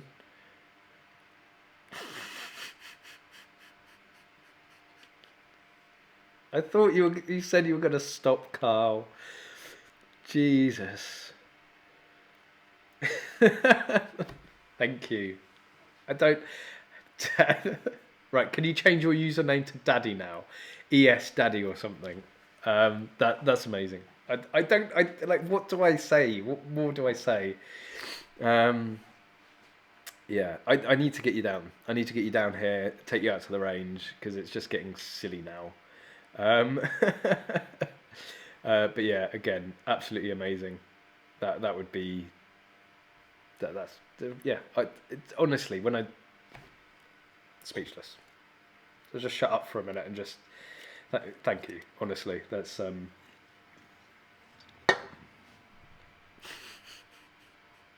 thrown me. Where was I? Oh, you're mad. I'm still not convinced you're not a drug dealer, Carl. Like, you're gonna have, when you come down here, you're gonna have to tell me what you do. And I can understand you not wanting it to be public, but again, I keep saying it. Whatever you do, I'm gonna apply. I'm gonna give you my CV and say, you know, hand that in at work for me. What were we talking about? That's just. Can someone remind me what we were saying before Carl just dropped that once again?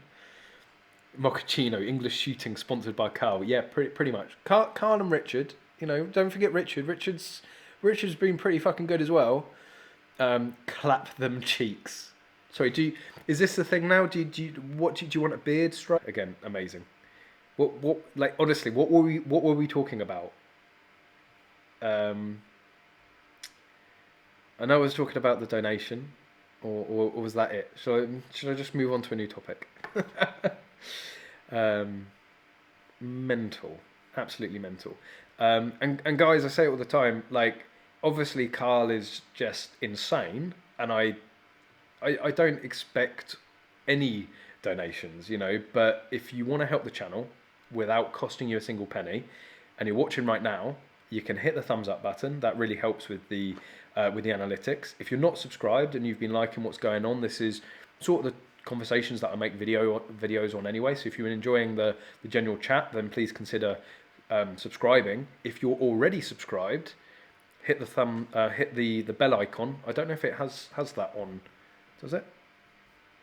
I don't know if you can do that on live stream, but go on to another video and hit that bell icon so you get a notification every time a video comes out. Yeah, and sharing. Like, honestly, probably one of the biggest things you can do, actually, if you want to support the channel, is share videos. If you watch a video and you really like it, or you think that it's going to help other people, you know, because, you know, I do a lot of reviews, I do a lot of, you know, just general sort of news and topical, pieces of the channel amazingly. Or you can go full Kyle and just chuck 100 quids around like it's nothing, you know. Whatever. It's all very much appreciated. I say it all the time, you know, I don't do this for the money. If I did this for the money, I might as well just go and work at Tesco's. You know, I'd earn more. It's a hobby, it's a passion, and that's what drives me. But as I always say, anything that comes in from donations always goes back in the channel. As I hopefully again you're seeing. Anyway, moving on. Anyway, that's what I was talking about. Daniel Woolley. I happen to know the chairman, so they're basically the best thing. Drop me an email, and I can put you in touch. So the English shooting email is englishshooting@gmail.com, or you can even get in contact with Blue Field Sports, which is rfd@blue.uk.com. If you email any of those, again, I'll say it one more time, just in case you're trying to frantically write it down, englishshooting@gmail.com, I'll get you in touch. She's actually a lady called Julia. She's the mother of a fellow Bluefield Sports sponsored tutor, so we see a lot about them. Bluefield Sports actually sponsors the range. There's a blue range down there, so yeah, we'll be more than happy to put you in contact and find you some help in getting into the club. Daniel Smerald asking David, any plans to the new Vortex UH2 in the country? Why do you need night vision, Daniel? Like, well, funny enough, I actually have one of his scopes there, optics. So they've got the Trijicon RMR, usually on the Smith. I've got the Razor HD. But yeah, that's Daniel's. But apparently he wants night vision because, you know, all of those night vision setups within Practical Mini Rifle, right?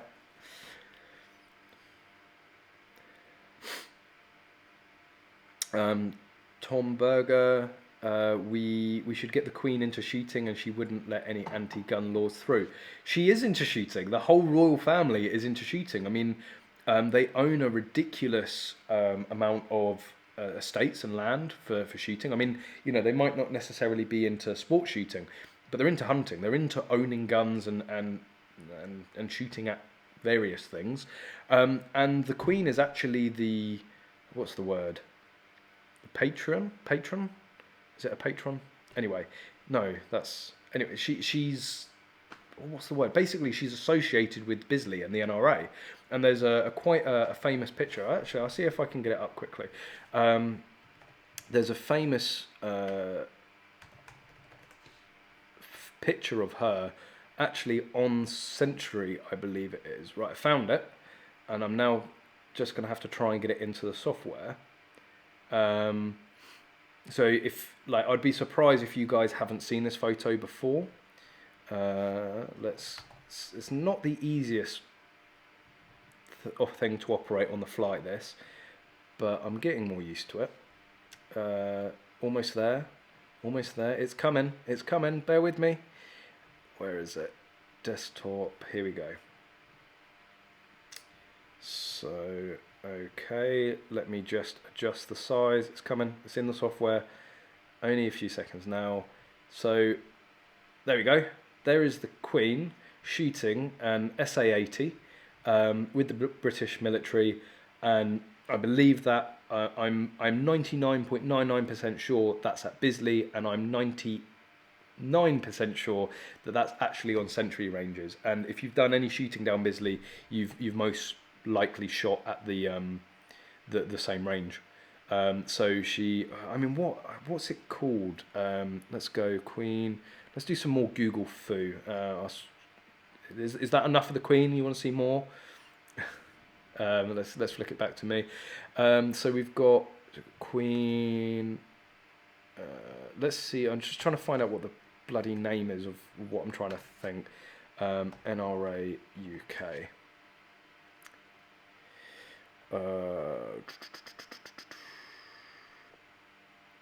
I know she's definitely associated in some way, but I can't remember.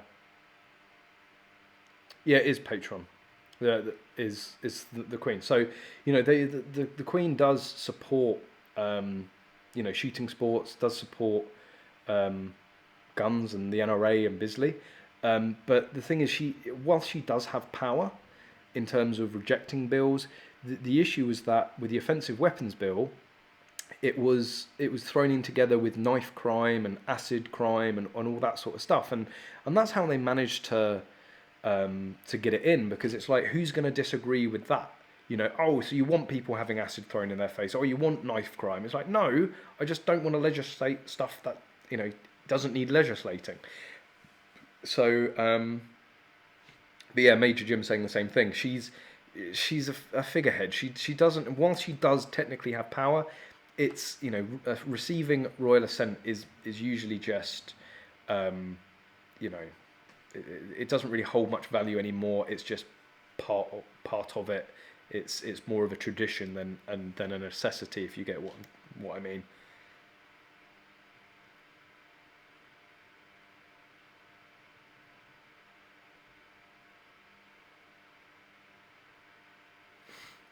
Tom Berger, stupid question. No such thing as a stupid question, only stupid answers, which I'm guilty of giving many. What is grandfathering? So grandfathering, it's more common or prevalent in the US where this happens, but basically they decide, when it comes to guns, they decide that a gun is now banned. So they either can't be manufactured anymore, they can't be certainly sold to civilians anymore, but anybody that is currently in possession, lawful possession before that ban, they grandfather them. And what that means is that you can still legally own it, you can still legally be in possession of it, but you can't sell or trade it. So that's what grandfathering is basically. It happened a lot with, in the US, I say you can't trade and sell it, but machine guns. So class 3 firearms out in the States, anything that predates, is it 1989? I think it was the 1980s. Basically, there was a date where sort of class 3 became prohibitive, because before that date people could just go and buy class 3 machine guns, or any machine guns, and they grandfathered the machine guns, so and turned them into class 3. I don't know exactly what happened, but basically overnight you couldn't just go and buy a normal machine gun. But ones that were grandfathered shot up in value, because they're actually legally allowed to be transferred and sold and traded because they predate the ban. So it depends exactly what they do when they grandfather a gun. They may stipulate that it can't be traded. They might stipulate it can't be sold, and literally the person that owns it at that point is the only person that can ever own it. Or in the American cases, they may just say, okay, yeah, this gun sort of it precedes the ban, therefore the old rules apply basically to it.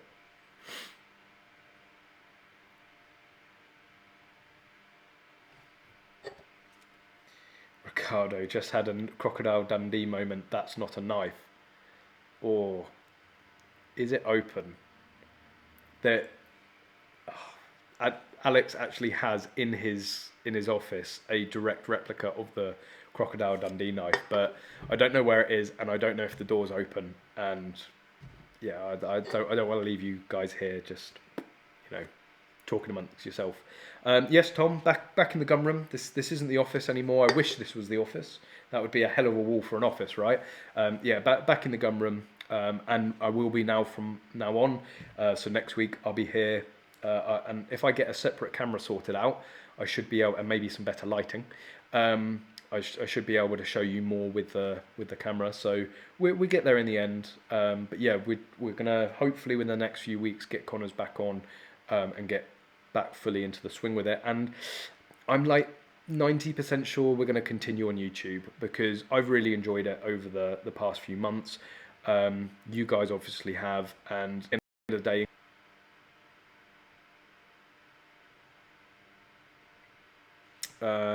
Manku Man, is your Patreon up and running? Yes, I believe so. Someone, it was Paul from Blank Fire Simulator, signed up. He was the first new Patreon. So if you guys want to support the channel as much as you can afford, then you can go on to Patreon for that as well.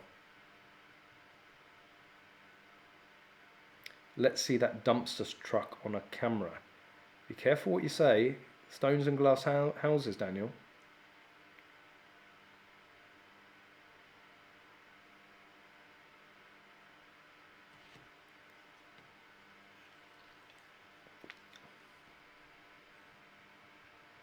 Sorry guys, just trying to catch up. Let's see what I have covered. Actually, there's one more important topic. I mean, I will be covering this in sort of further depth, more detail in a future video. So I've been doing the how to get your FAC series. So we've covered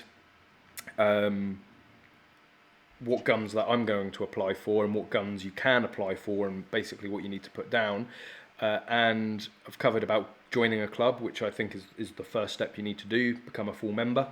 And I actually recorded a video about talking about referees. So I did need to check a couple of elements of the law that I wasn't 100% certain on. It's been checked, and thankfully I was right, so I don't need to refilm that video. That will be coming out shortly.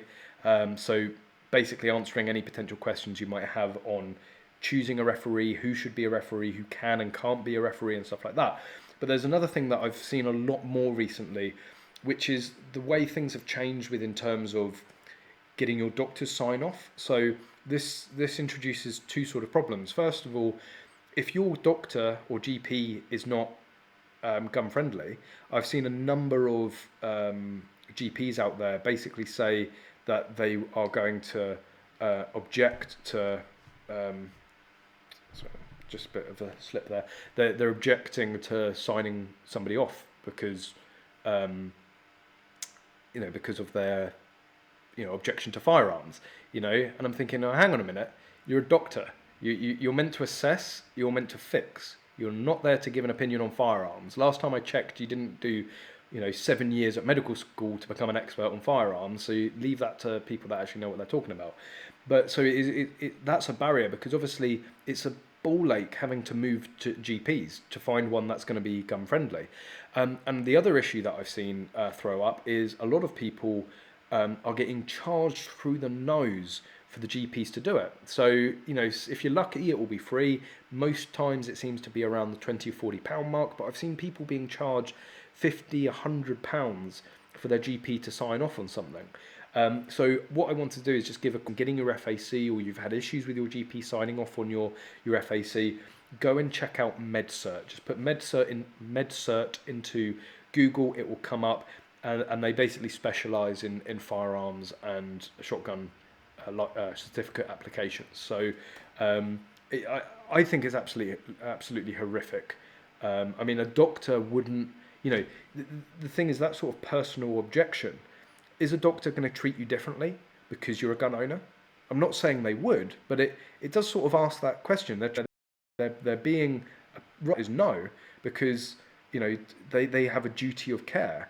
So they have a duty of care to give medical treatment. So why the hell are they allowed to pick and choose what medical assessments that they do? At the end of the day, it's lawful for us to be able to own guns here. If they've got a problem with it, well, move country, move to somewhere where it's not legal to own guns. It's not up to you to decide who does and doesn't get an FAC. It's up to you to let the police know if that person is suitable. So anyway, if any of you are having issues, either your GP is charging a ridiculous extortionate amount, or they're objecting in its entirety. Oh yeah, so we're talking about the Queen. Obviously, Prince Harry recently, to appease his vegan whatever girlfriend wife thing,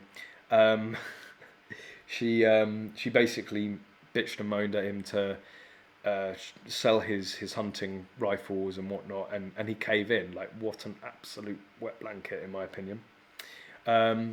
Just a quick note. Amric, thank you very much. I've just seen that. Manku, just seen that come through on Patreon. Really appreciate that. Thank you very much. I will eventually sort out like rewards for distinguished Patreon and donators. So we will. I will get organised at some point. I promise.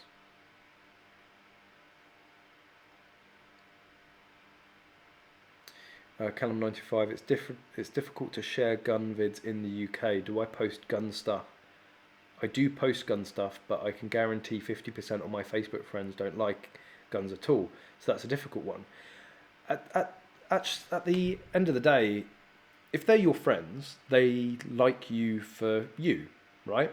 And if part of you is shooting sports or gun ownership or whatever, then if they don't like that, then are they really that much of a friend? Like one of my closest friends, his eyes glaze over every time I talk about guns, and he's actually, I would say, on the anti side. He's not even neutral. He's more on the anti. But that doesn't affect our friendship. Yeah, he might get a bit bored or a bit tired when I go on about guns and he has absolutely no interest. But he's been shooting with me. I've taken him shooting. And he's supportive of what I do. For me, that's a true friend. They might not necessarily agree with everything that you do or you post, but they like you, and they accept that, and that, so I have very little time for people that bitch and moan about what's posted on Facebook. It's a legal sport. You're not hurting anyone. If anyone has an issue, they're the ones with the issue, not you. And you shouldn't have to worry. You shouldn't have to appease people that are, they're going to, you shouldn't have to appease people that are going to allow something as silly as that to affect a friendship. But, I can understand. That's just, I take a harder approach to it. I mean, I've had massive culls of my Facebook friends, not me doing it, but them doing it to me with stuff that I've posted. And I'm like, yeah, whatever. Close the door on the way out. Like, this is who I am. This is what I think. If you're going to allow something as small a difference as this to get between us, well, you weren't that much of a friend anyway. So it's probably why I don't have many Facebook friends, or probably why all my Facebook friends are like gun people.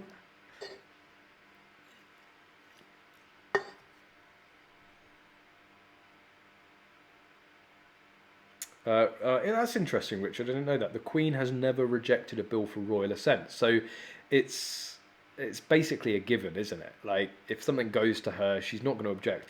I mean, that would be really cool though. If they sent the offensive weapons bill and she just like comes out of Buckingham Palace with a Mars or a lever release, like, no, I reject this. I'm going to Bisley. You can only dream, right?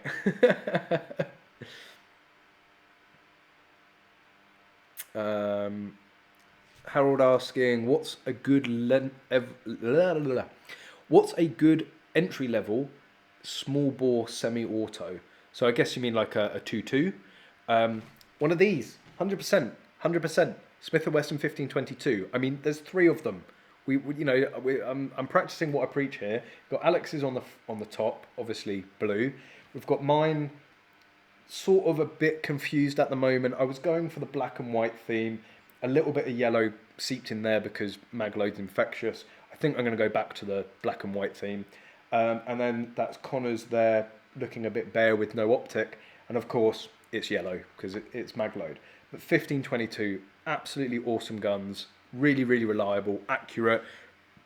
The 2 best mini rifle shooters in the country run 1522s. So, well, they have run 1522s. I guess that's a little bit misleading. I know Josh Hicks, he's moving to something else, which I'll probably be doing a video on very soon. And I know Ben Ducker has actually moved over to a Caliber Innovations Syscar with a 2.2 conversion. Now, yeah, he was down here the other day, and we were chatting about why he had made this this transition. Now, he sort of admits that you cannot fault the 1522 for reliability. He knows the platform really, really well. It's light, really nimble for mini rifle. But at the end of the day, he's striving for IPSC rifle shooting, which is 223 full bore.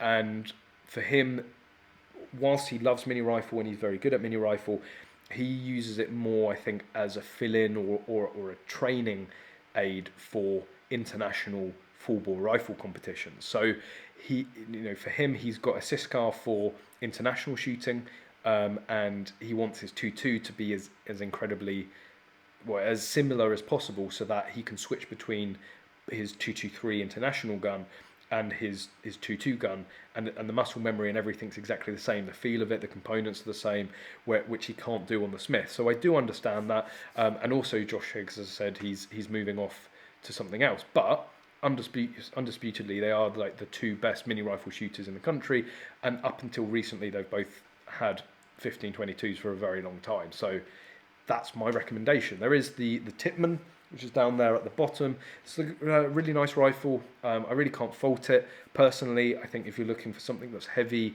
and sort of that AR-15 feel, I would lean more towards the Chris, but it's horses for courses. Some people prefer the Tippmann. And then a semi-automatic rifle, you can't overlook the Ruger 1022. It's like the closest thing to being an AR-15 without being an AR-15, because the amount of parts that are available. I would like to see how many like 2.2 AR-15 parts there are compared to the 1022 selection of upgrades. But it's massive. It's like Lego for 2.2. You can bolt anything to it. So yeah, personally, I'd go for the 1522, but it's worth looking at the Ruger 1022, Chris Defiance, and also the Tippmann M422. Hope that helps.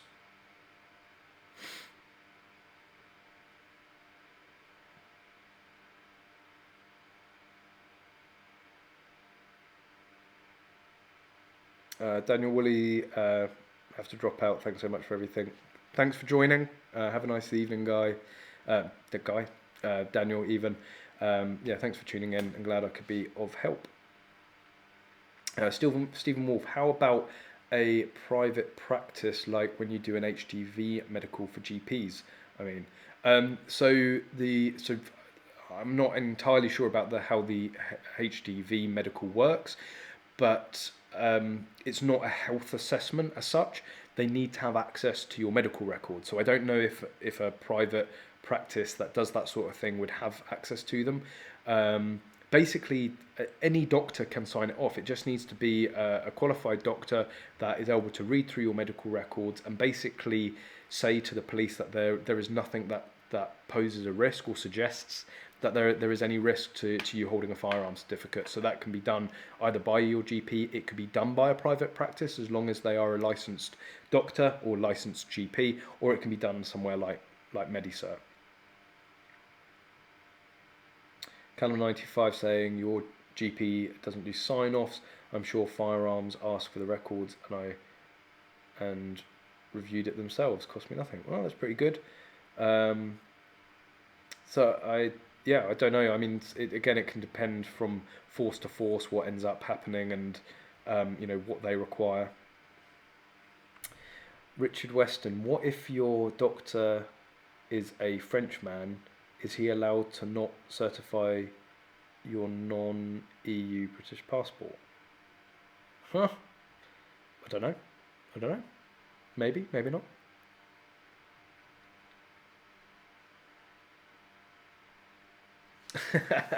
So David saying, so Carl, interestingly, is going to be joining us on the American shooting trips because, as David said, anyone that wants to donate 100 quid will get, is it a 250 quid voucher, David? Or is it 100 quid? Or is it I can't remember. It was some fairly hefty voucher off of the trip. And I'm going to nominate Richard Weston as well because whilst I don't think he's done a £100 donation, I'm sorry if you have, he's easily donated multiple times over 100. So Richard should get one as well if he doesn't already have one.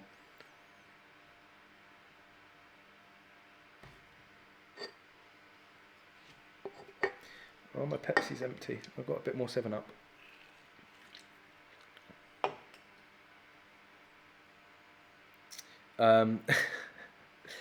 Yeah, so that's another thing with the Smith that I found the other day. Unfortunately, I can't pick it up and show you. But you see, where's my finger? I'm going to find it there. So you see where the scope, the sight is, and it's mounted just above the port. Well, that's a really sort of stable position there. But I did initially put it much further rear to the gun. For me, I know it's more conventional to have it in that place, but I do find like I can get on the sight quicker if it's further back. But anyway, I found out that the rear of the Smith & Wesson 1522 has a hell of a lot of flex in it. Basically, I can grab the top and not put a huge amount of force, and I can move it from side to side. So I know a lot of people hate the 1522 because it's polymer. I've never seen it cause an issue. Accuracy has never been an issue with me for the 1522, and I do have the short and 12-inch barrel. But it is something to be wary of if you put an optic on it. That it's probably better to move it further forward if you can, just to remove some of that flex. I mean, when you've got like a proper scope mount on there, I mean, I've got the cantilever, the Vortex cantilever mount.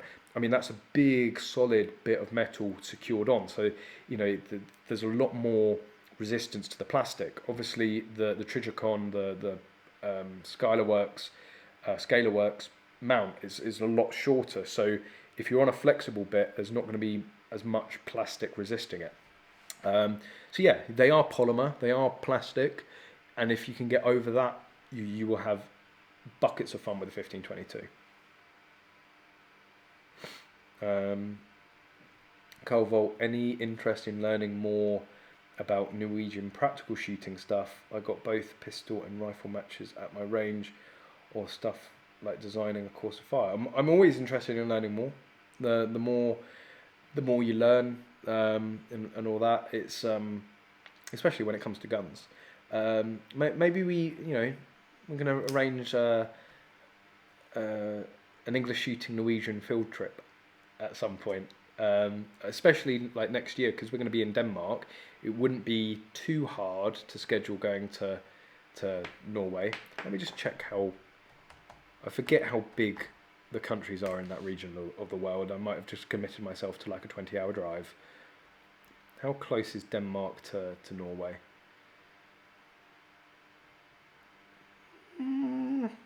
Okay, you've got to go right up through Sweden. I don't know where in Denmark we're actually going for this match next year. I guess it depends where you are in Norway as well. So let's say from Copenhagen to Oslo, it's 10 hours. What? It doesn't look that far on the map. Oh, Jesus. Maybe we'll scrap that idea, dear Carl. It would be great to meet you again and learn a bit more about Norwegian stuff. But we'd already have done like an 18-hour drive, so might have to leave that for another time. But you're more than welcome to come over here if you want to learn more about UK shooting. Matt asking, looking for a scope today, might get a 1:4 Vortex or their 2:7 by 32. So the 1:4, I guess you're talking about is that the PST? The older PST? Or is it the Strike Eagle? We've got a number of scopes actually here. We've got the Diamondback, Tactical, Crossfire, PST Gen 2, Strike Eagle. We've got actually Viper 8 HS. Yeah, a few scopes here if you want to know about Vortex scopes. But actually, having said that, just checking, I think I've done.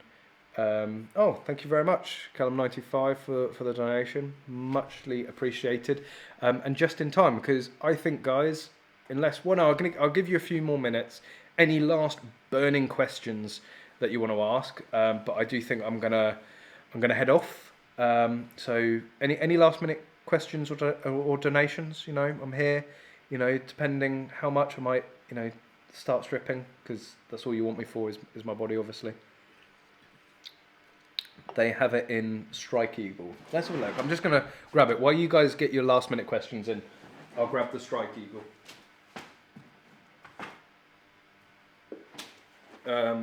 So here we go. Something that I can actually handle on the stream. This feels very light though. This is a Strike Eagle 1:6 by 24. Oh no, it is in here. It does feel lighter. This one's brand new as well. It's in the plastic. So the Strike Eagle is actually a very affordable scope. I think a great entry if you're looking for an entry level scope. Let's see what we can see with it then. Yeah, so it's not going to have the battery in it, is it? You can. I don't know if you can see the reticle. Let's see if I can get this up there. It does. I quite like the reticle in it. Can you see it? Similar to the Gen 1 PST 1:4. But obviously 1:6, a little bit more magnification. I really don't think you can go wrong with it. And again, it's. I think they're only around like the £300 mark. I might be completely wrong with that, but I think for something like mini rifle.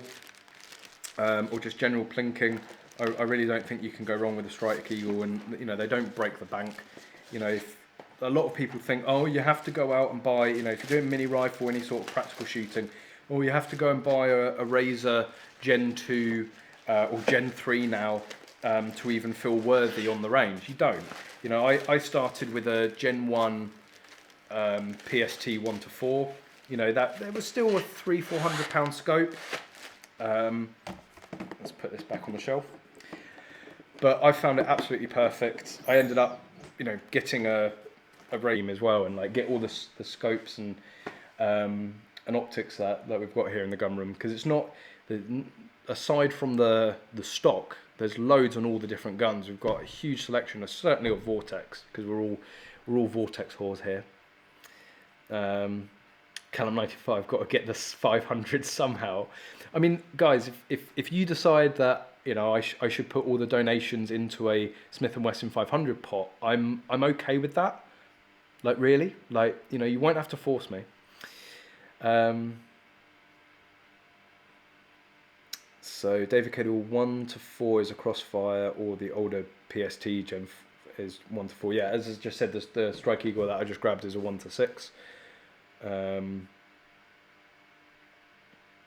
Pav 4570 has a Strike Eagle on his 4570. That's pretty cool. What do you? I wonder what you shoot. I guess gallery stuff. Because interestingly, Tom Ellaway brought down his English scoping. Actually, I should start a new channel that's all about scopes. English scoping. It's too good. It's too good to miss that one. Yeah, Tom Ellaway, who I think is still here, maybe, he brought down his gallery rifle recently, and he's got I think it was a Diamondback tactical on it, and I was really impressed with that scope as well. Again, I think the Diamondback, I'm going to go get it. I know I said I was going to head off, but I've had a new second wind. You call it work, Arius. So again, really unprepared, because I don't know. Oh, that's sealed. I'll find another one that isn't sealed.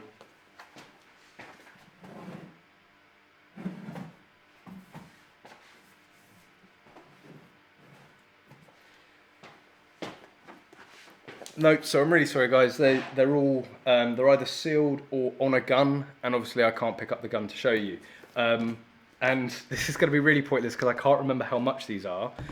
But from what I do remember, if you're looking for sort of a longer distance scope, so this is a 624 by 50. The features of this, the sort of the clarity of the glass and the reticle and everything, I think this would be my vote for like the best value Vortex scope. It's a lot of scope for the money. Very impressed with it. I was impressed when it first came out.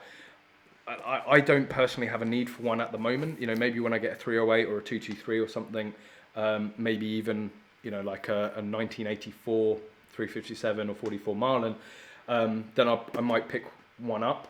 But yeah, if you're looking for a longer range scope and you don't want to break the bank, I would look at something like this. Really, it's I would say it's sort of mid to mid higher range of Vortex, but for what you get, it's an absolute bargain, I think. And everyone that's ever used one absolutely loves it. So yeah, like, recommend that. So just a quick selection of Vortex. We've got other stuff like Strike Fires and Sparks.